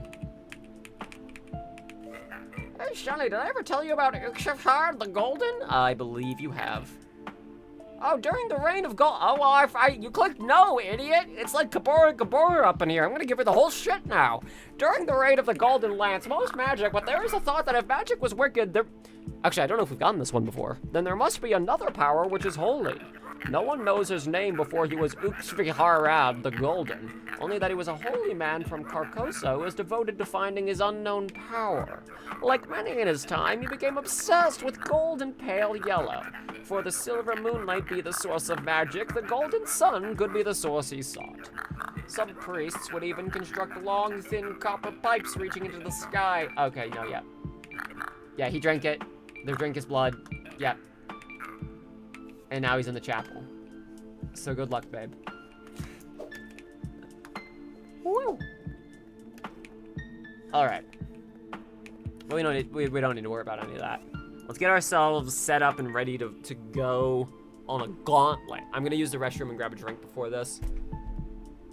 What do we want to take on the gauntlet? We want different types of weapon damage.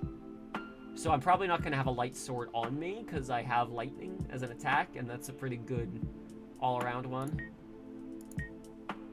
Wand of Power is always, Twisted Staff actually, because it's the light and it's and fire attack, and then probably just a good sword, just normal damage, yeah. And then not fairy as one of my things because that just takes way too much mana. Lightning and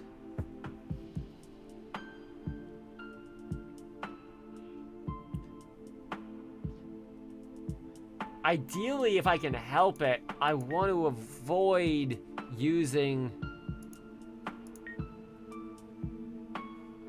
too much damage.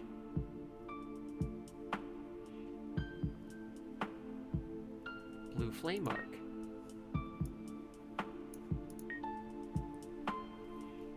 Dark damage might be good. Oh, it was outlawed by the church. The church didn't like it. I'm using it then. Okay, so Antidote, Mana Vial, Ocean Elixir, Health Vial. We don't want the Crystal Shard. If we die, we die. So, Fairy Moss. I could and I will go buy more Fairy Moss first.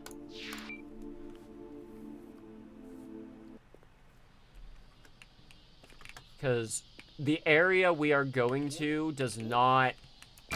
When I say it's a gauntlet, we will not have saves. So what we need to consider about that is that means we also don't have leveling up, which means whatever mana and health items we go into there too, those are the ones we have.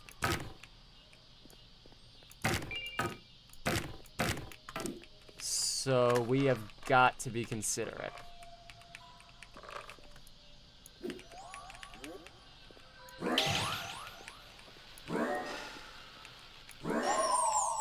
Give me your special drop, please. Okay, stores over here. I'm just cutting down little things in the hopes that maybe I'll get one more level before we go do this.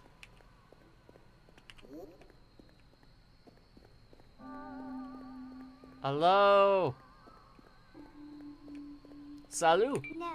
Oh, you're still alive. Wow, look at you. Anyway, wanna look at anything? Oh shit, you're selling some discount health by ease. Maybe. I'll think about it. But in the meanwhile...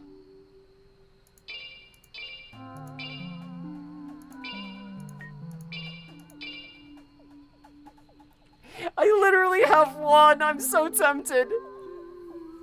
No. No, I'm not a rube. I'm not a rube. She's cute, but no, I'm not a rube.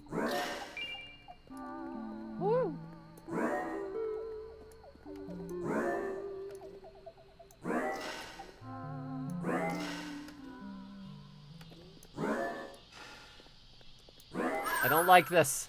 But you all have exclusive drops and I want them.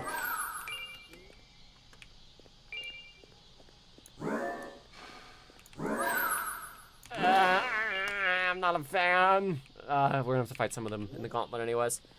Yeah, not Vampire Hunter Sword, right? Or, yeah, that's Lyrian Greatsword. That's fine. I don't care if it's dishonorable. I couldn't give less of a shit.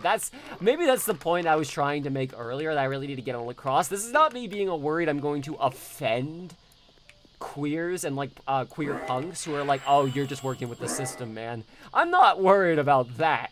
I am pure, like, I could not give a shit about my honor or my credibility in that way. I'm purely coming at this from the perspective of I, too, understand what it's like to be in that situation, and to hear someone tell me, hey, you know this thing that you heard is actually cool, turns out it sucks. Here's a New York Times article about it. I understand the immediate want to be like, oh, fuck that, that's bullshit, fuck that. No, that's stupid. I get it, I get it.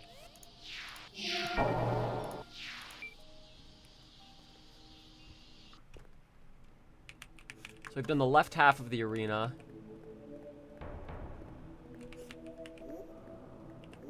Right, I'm gonna stick around here for just a second. I will be right back, you all. We're gonna go AFK. And then we will gauntlet.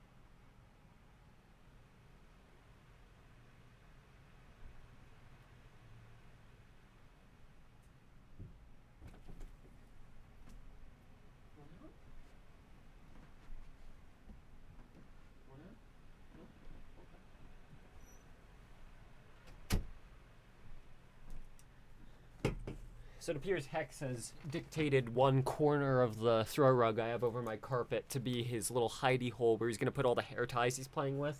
Because there's a bunch of snag marks on that corner. And underneath it there are like 2 or 3 hair ties just sitting there. And he's sitting next to the corner staring at it. Anyways, what's up? Welcome back to Lunacid.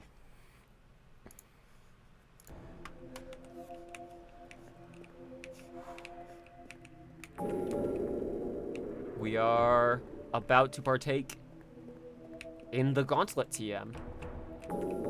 So we have 6 Fairy Moss, 10 Antidotes, 23 mana. Okay, we've got mana up the wazoo. Here's what I'm gonna do for myself early on. For any light healing that I need, I will keep Holy Warmth on for that at the start, and then I might change that out for other spells later. So that I can, like, I don't mind early on just to heal minor wounds that I take. Spending some mana to do that. Okay, I think we're ready. As ready as we can be, at least. Okay, get in. Yep. A comforting coffin awaits. Now, if this was a Souls-like instead of a Kingsfield-like, this would change my gender.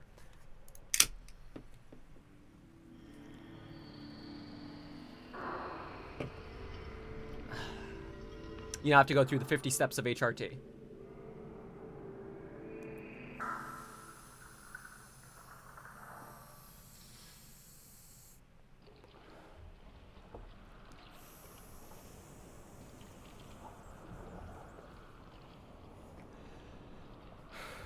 It just boots up Coffin Run.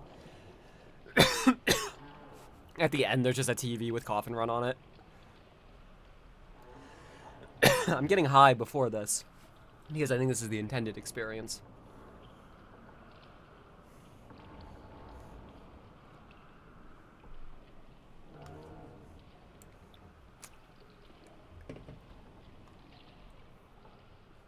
You know.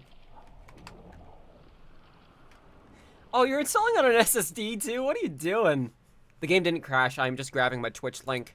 Well, I've got a second. I will,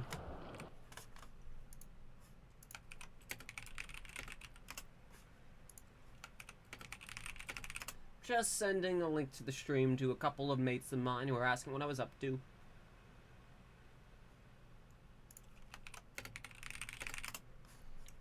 I'm gonna be like more and more honest about that going forward too. If y'all remember, like back in the day. Oh no, I don't want to skip this. This is fun. Back in the day, my motto for streams was professionally casual, by which I meant allow things to be relaxed and funny and things to go wrong, and that's all good, but try to keep it moving. Like don't hang on something for too long, because people will get bored and click off, but also inherently something you think is funny in the moment isn't as funny to somebody watching a stream. You gotta know when to move on. I feel like my motto these days has become casually professional, of establish the infrastructure so that it is so easy to use and ready to go that if something goes wrong, I don't have to put too much effort into fixing it. I can just vibe. I can just go with the flow. And these days, I feel like I don't give enough of a shit about Twitch's brand image to worry about losing my partnership. If I lose Twitch partnership, I'll just start streaming on YouTube. But I also don't care enough about getting being a big enough streamer specifically to do anything other than try to have fun playing video games while talking to y'all. Which means I have to acknowledge I'm gonna be bad at the game sometimes. I'm gonna play the game unefficiently unless it's a game I've played so much that I can just play it passively in the background.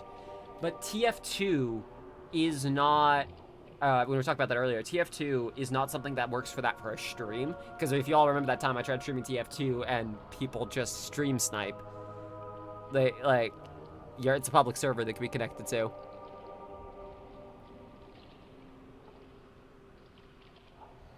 The thing I'm more worried about is if I say something or do something that's, like, brand unacceptable. But Twitch seems to not care until it gets to otherwise legally actionable, which I guess I prefer that to overbearing, maybe? I don't know if I actually do, because a lot of abuse just goes unaccounted for, unaddressed.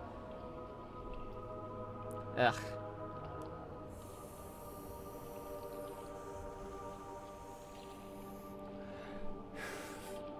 I'll be honest, this is the most comfortable I have felt on stream in years alone. I usually stream better with having like Ozzy or Marina or Penny people on call.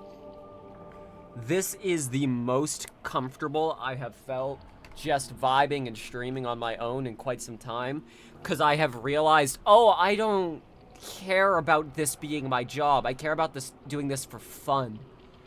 I just have to be professional about it because I am using my job's platform in the same way of, like, if a celebrity has some other fascination that they have, everybody has to have both the respect and the deference of, you are otherwise a big important person, but when you're on this pickleball court, you are another player. However, we all acknowledge the reason this is a music... Ooh. Don't like that. Hey, your hold any key to skip screen is broke. I know it was added later, but... But yeah, you have to acknowledge that part of the reason people care about you at all is because you're there. Because of who you are elsewhere. Behold the Tower of Abyss. A crumbling 54 descent of combat and endurance. At the end lies a legendary Lyrian Sword of Moonlight. I've got myself a Lyrian Sword of Moonlight, you say?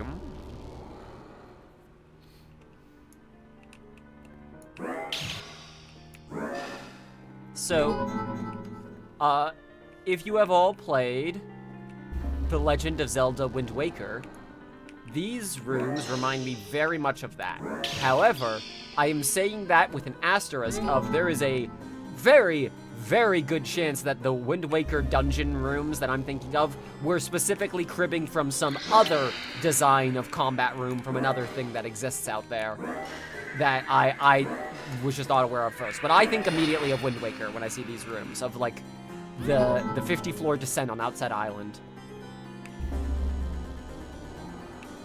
Nintendo does love their, like, many floors where you have to fight enemies, combat type.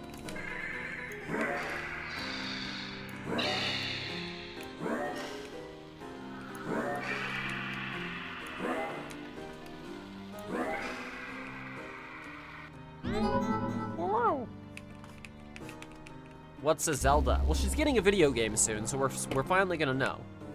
Okay, attack the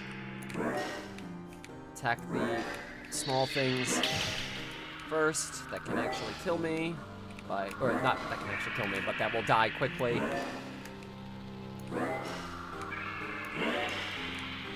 Gorged. So this is what happens if they feed themselves too much, huh? Interesting. That's the other thing too, is I'll see enemy types here that I would never encounter during normal gameplay because of the way I play this game.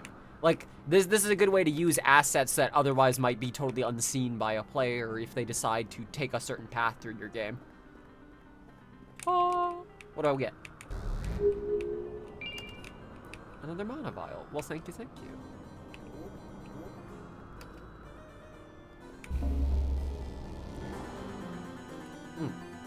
What are we looking at here?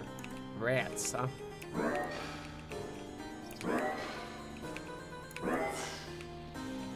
Rats, snakes, and everything in between.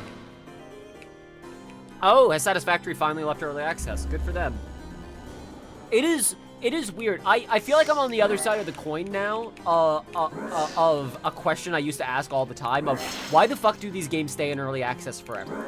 The only explanation I could come up with before is, in my opinion, still what at least some amount of games were doing, Killing Floor 2, of you can argue it's a beta, it's early access for a very long time, and you can just keep arguing that as things go wrong and break while you continue to have microtransactions and sell DLC. Like, I didn't understand for a long time. However, there is a whole stint of games now that I'm like, oh wow, an early access period would have actually, man, oh, I see, oh, huh, wow, you guys really didn't understand the video game you were making very well because it was kind of just an assignment for a lot of different disparate people who weren't directed to a vision very well. Anyways, Payday 3 video is gonna be great.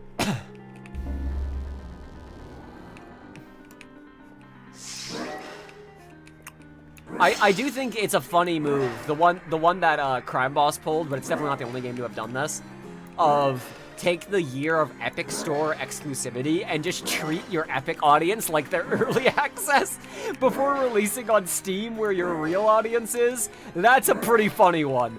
I don't like it. It is bad for the industry.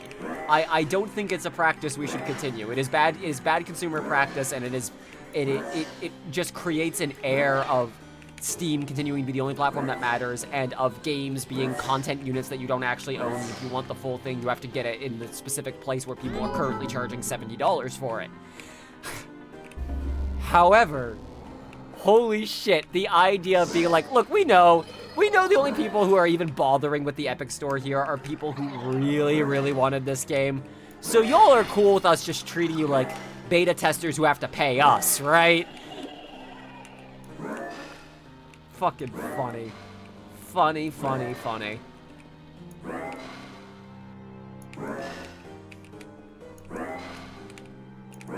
Oh my god. Oh my god.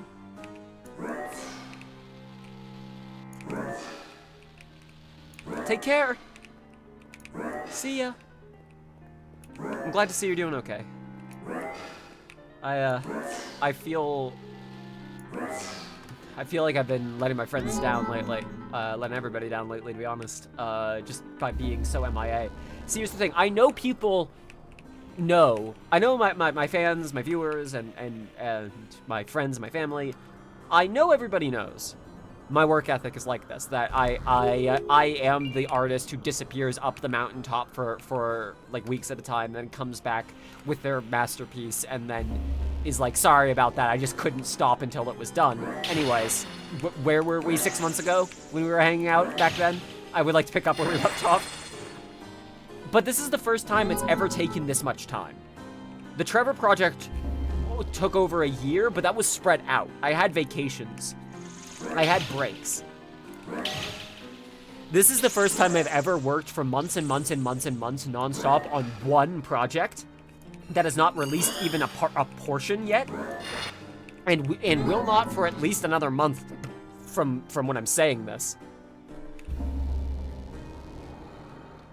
I feel like people just aren't used to being like, oh, I'm worried there are people who think that I have abandoned them for something that they did, even though it's like, nah, I'm just like this, sorry. I'm just a fucking fundamentally broken person. And I can't stop thinking about payday until I've done this stupid video. But, like, I know that people know that about me. It's just, the fact that it's taking this long is new. I'm glad you mentioned that, because for viewers, that's not the thing I'm as much worried about. I'm not worried that people are gonna leave. I've had years and years for the like 94,000 or however many, hang on, is there a drop? No, I'm just blind. Subscribers I have who are only there for payday stuff to unsubscribe to me. They aren't gonna leave all at once en masse unless some specific social event occurs. Like, that people don't go through their feeds that often to unsubscribe from old channels. They are willing to cling on to the hope of, like, maybe I will do the thing and just make the video that they want to see. Well, I'm gonna make the video. I'm not sure if you're gonna want to see it. But I'm more worried about damaging relationships with people. I actually did know that, Cassidy. I did know that. I was aware of that. I was made aware of that by an old friend of mine, speaking of old friends, Casey, who I think still occasionally pops his head in to check on how things are going. And if you're ever hearing this, miss you, man, and I'm just so glad to see you and your wife having a good life together. It's fantastic. Crazy people that I knew when, like, I met on playing Minecraft when I was 12. I'm like, yeah, they're raising a family together now. Just absolutely wild.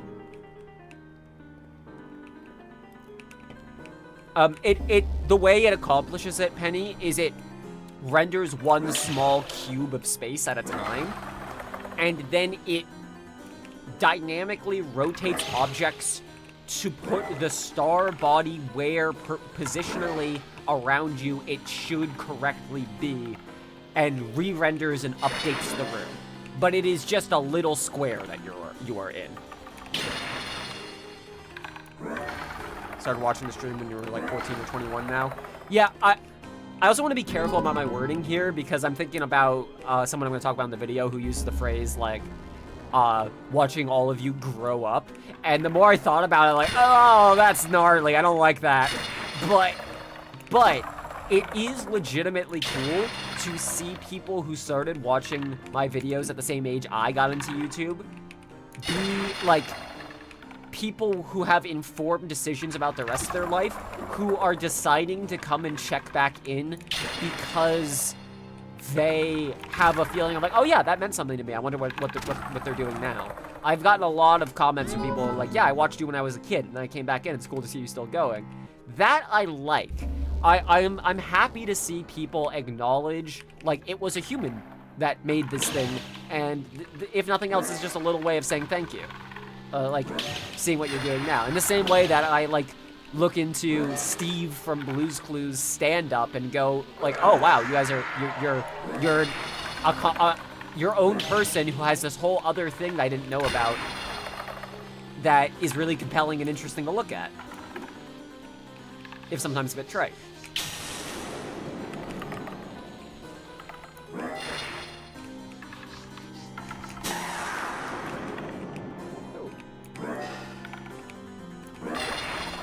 Hey, can I give you all advice? Can I give you all real, honest, actual advice? Holy shit, this is my real, honest, actual advice to you. Take actually cleaning and taking care of your teeth seriously now. Like, you don't have to, like, all at once upend your entire brush routine. If you aren't flossing and you're thinking, I should probably... start doing it. Just start... Please, don't be me. Don't be me. Please don't be me. And like, lose that many of your teeth when you're that young. Like, I cannot stress enough that shit actually matters. It's lame advice to give, but if even one person doesn't have to deal with a fucking dental infection because of it, then it was worth it.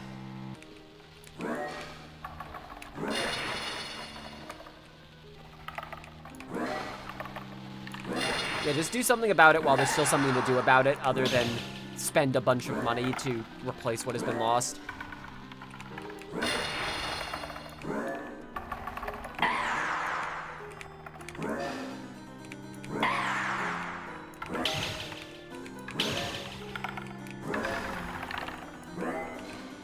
Sorry about all this grass.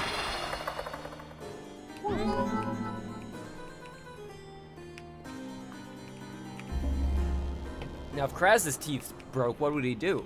He's just a skeleton. That's like part of it.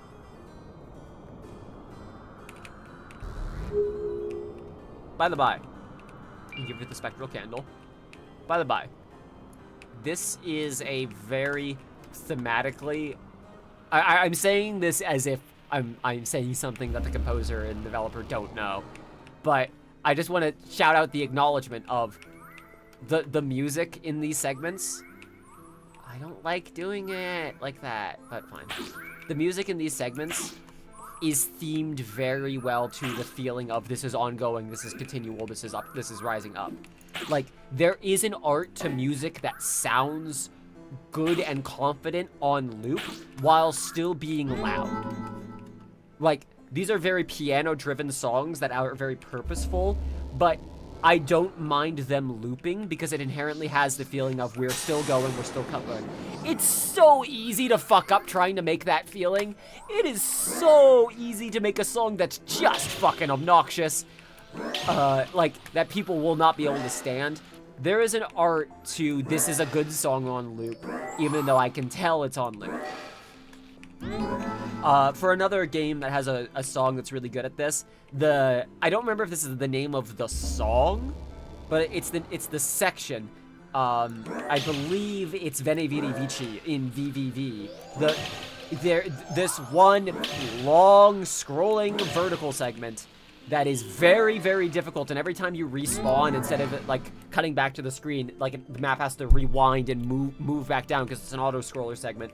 I believe that's called Veni Vidi Vici. I think that is that section in VVV. It has a song that has the same effect as that piano piece was having earlier, of it is constantly building, and then just never going anywhere. What are you? Okay, you're the horse thing for earlier, but with skin this. Oh shit.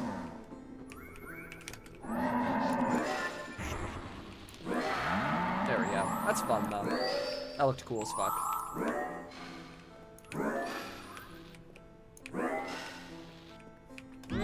Woo.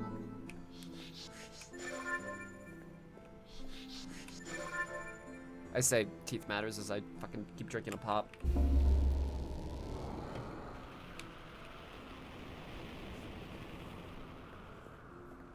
Oh, I talk about music from a technical perspective a decent amount because that is where my knowledge of audio for music comes from. My dad was a radio DJ for like 2 decades and some change.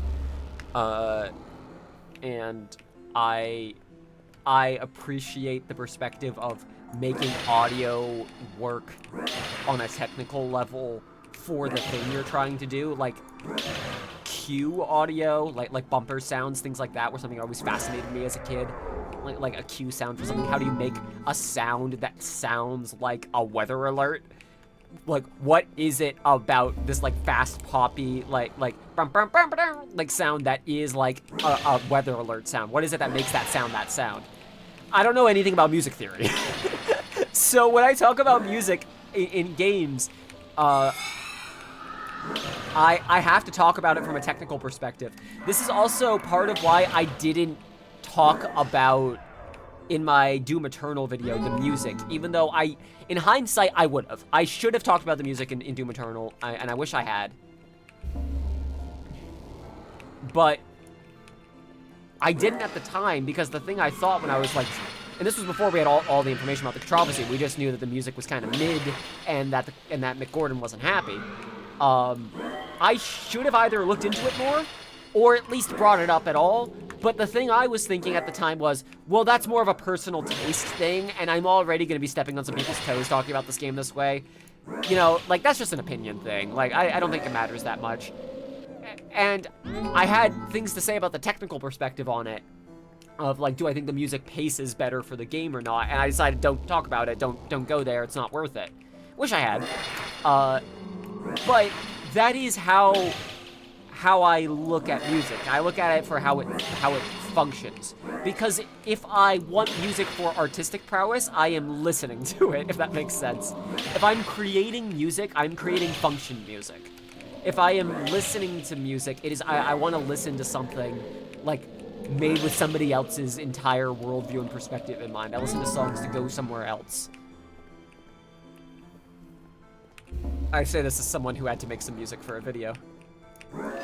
If I make music, everything I'm doing with that music is really, really purposeful.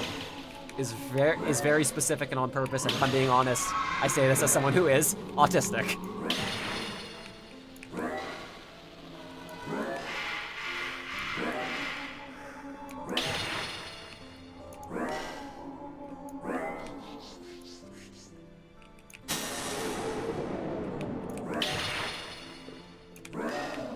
Easy. What's left? There you are. Meow. 30 floors.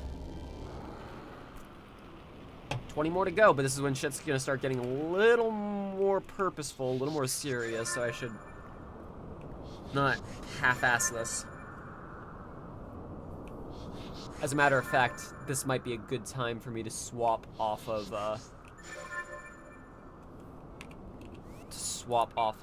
Holy Warmth and switch to... Fairy takes so much mana, but I've barely used any. Maybe it's okay. Just so I can get some things auto-attacking as I dodge and try to figure out what enemies I'm fighting. Crystal Lantern. So this is a good one. Check in. I forgot this isn't at the end, that's right. Crystal Lantern. Magical lantern affixes to the wielder's belt and illuminates until doused by the user. So check it, right? Let me put away the sword so we can see the color specificity. On. Off. On. But check this out.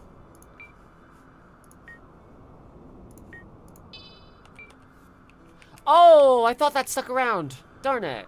Ah. Damn. Yeah, I thought maybe that was a thing at some point. It was removed, but I mean, it makes sense that it takes at least one slot here. Okay, what am I okay with? Okay, here's what I'm gonna do. I'll move the ocean elixirs off the slot.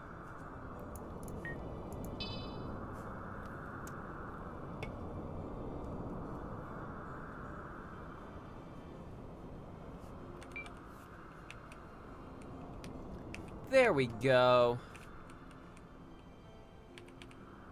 Okay, so I got my healing and my antidote and my mana all set up and ready to go. And we now have a permanent source of light around us. That, it makes so much easier for streaming this game. Because I can kind of just, like, look and see off of the monitor. Oh, that's right.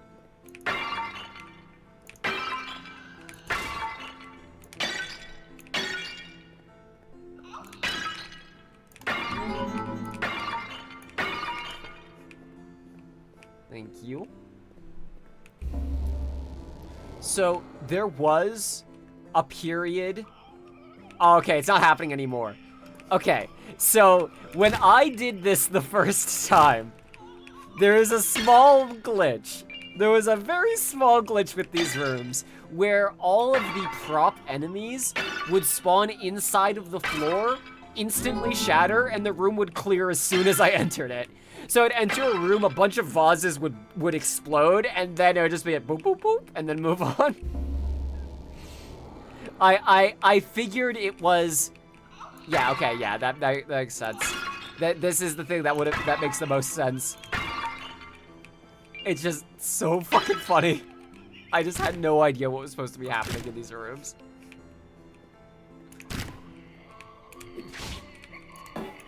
Oh.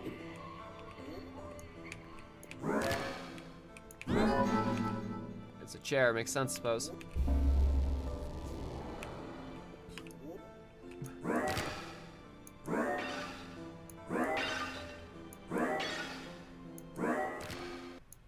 Oh no!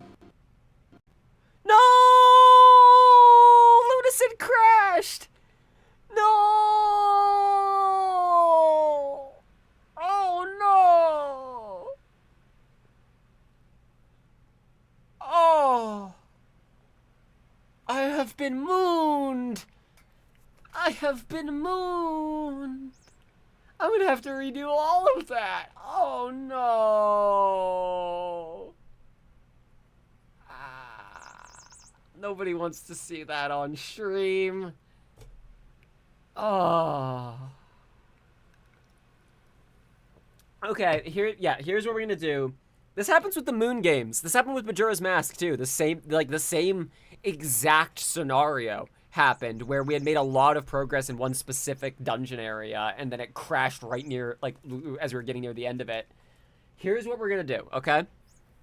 I am going to get to the 35th floor on my own time before we start the next stream. Like, the day I plan to stream, I will boot up Lunacid beforehand. I'll rush through the dungeon and get to that point, and then I'll start streaming. And we can pick up where we left off from there, and if it crashes again, I will just not do the dungeon and do it off camera, and then show you what I get for it. That's Hex playing with the bird toy over there. Yeah, there was just too much moon. There was just too much moon. I didn't know what to do with all of it. So using the twisted staff, the fire staff, on... Okay, my guess as to what happened there is the interaction of trying to set one of these attack props on fire. It trying to be lit on fire and potentially breaking at the same time. Those two things trying to occur at the same time, an object being on fire and an object breaking, and the enemy type dying. I think that might be the interaction that occurred at the time the game crashed. That seemed to be exactly what happened beforehand. I'm just saying this out loud, because I can't exactly send a crash log. It won't let me. But I think it was something about an enemy prop being set on fire at the same time it was dying that caused that interaction, because I was fine until I tried using the fire staff on those enemies and then it crashed. Okay, well, we are going to be done for now. I'm still glad I got to stream for a good hour and some change there, and we did at least make a good amount of solid progress that will stick around. I will get us to the 35th floor in my own time. Next time I stream this will probably be... I don't want to promise anything, but I'm going to shoot for later this week. I will have to let you all know, though. I'm going to be filming tomorrow. Oh. Well, thank you all so much for all of this. I appreciate you all being patient with me. I will see you all around soon for another stream. And ideally within a month and a half, several hours of video. You all aren't ready for what I've got for you. Holy shit. We're all gonna have fun together with it. Take care. Take it easy.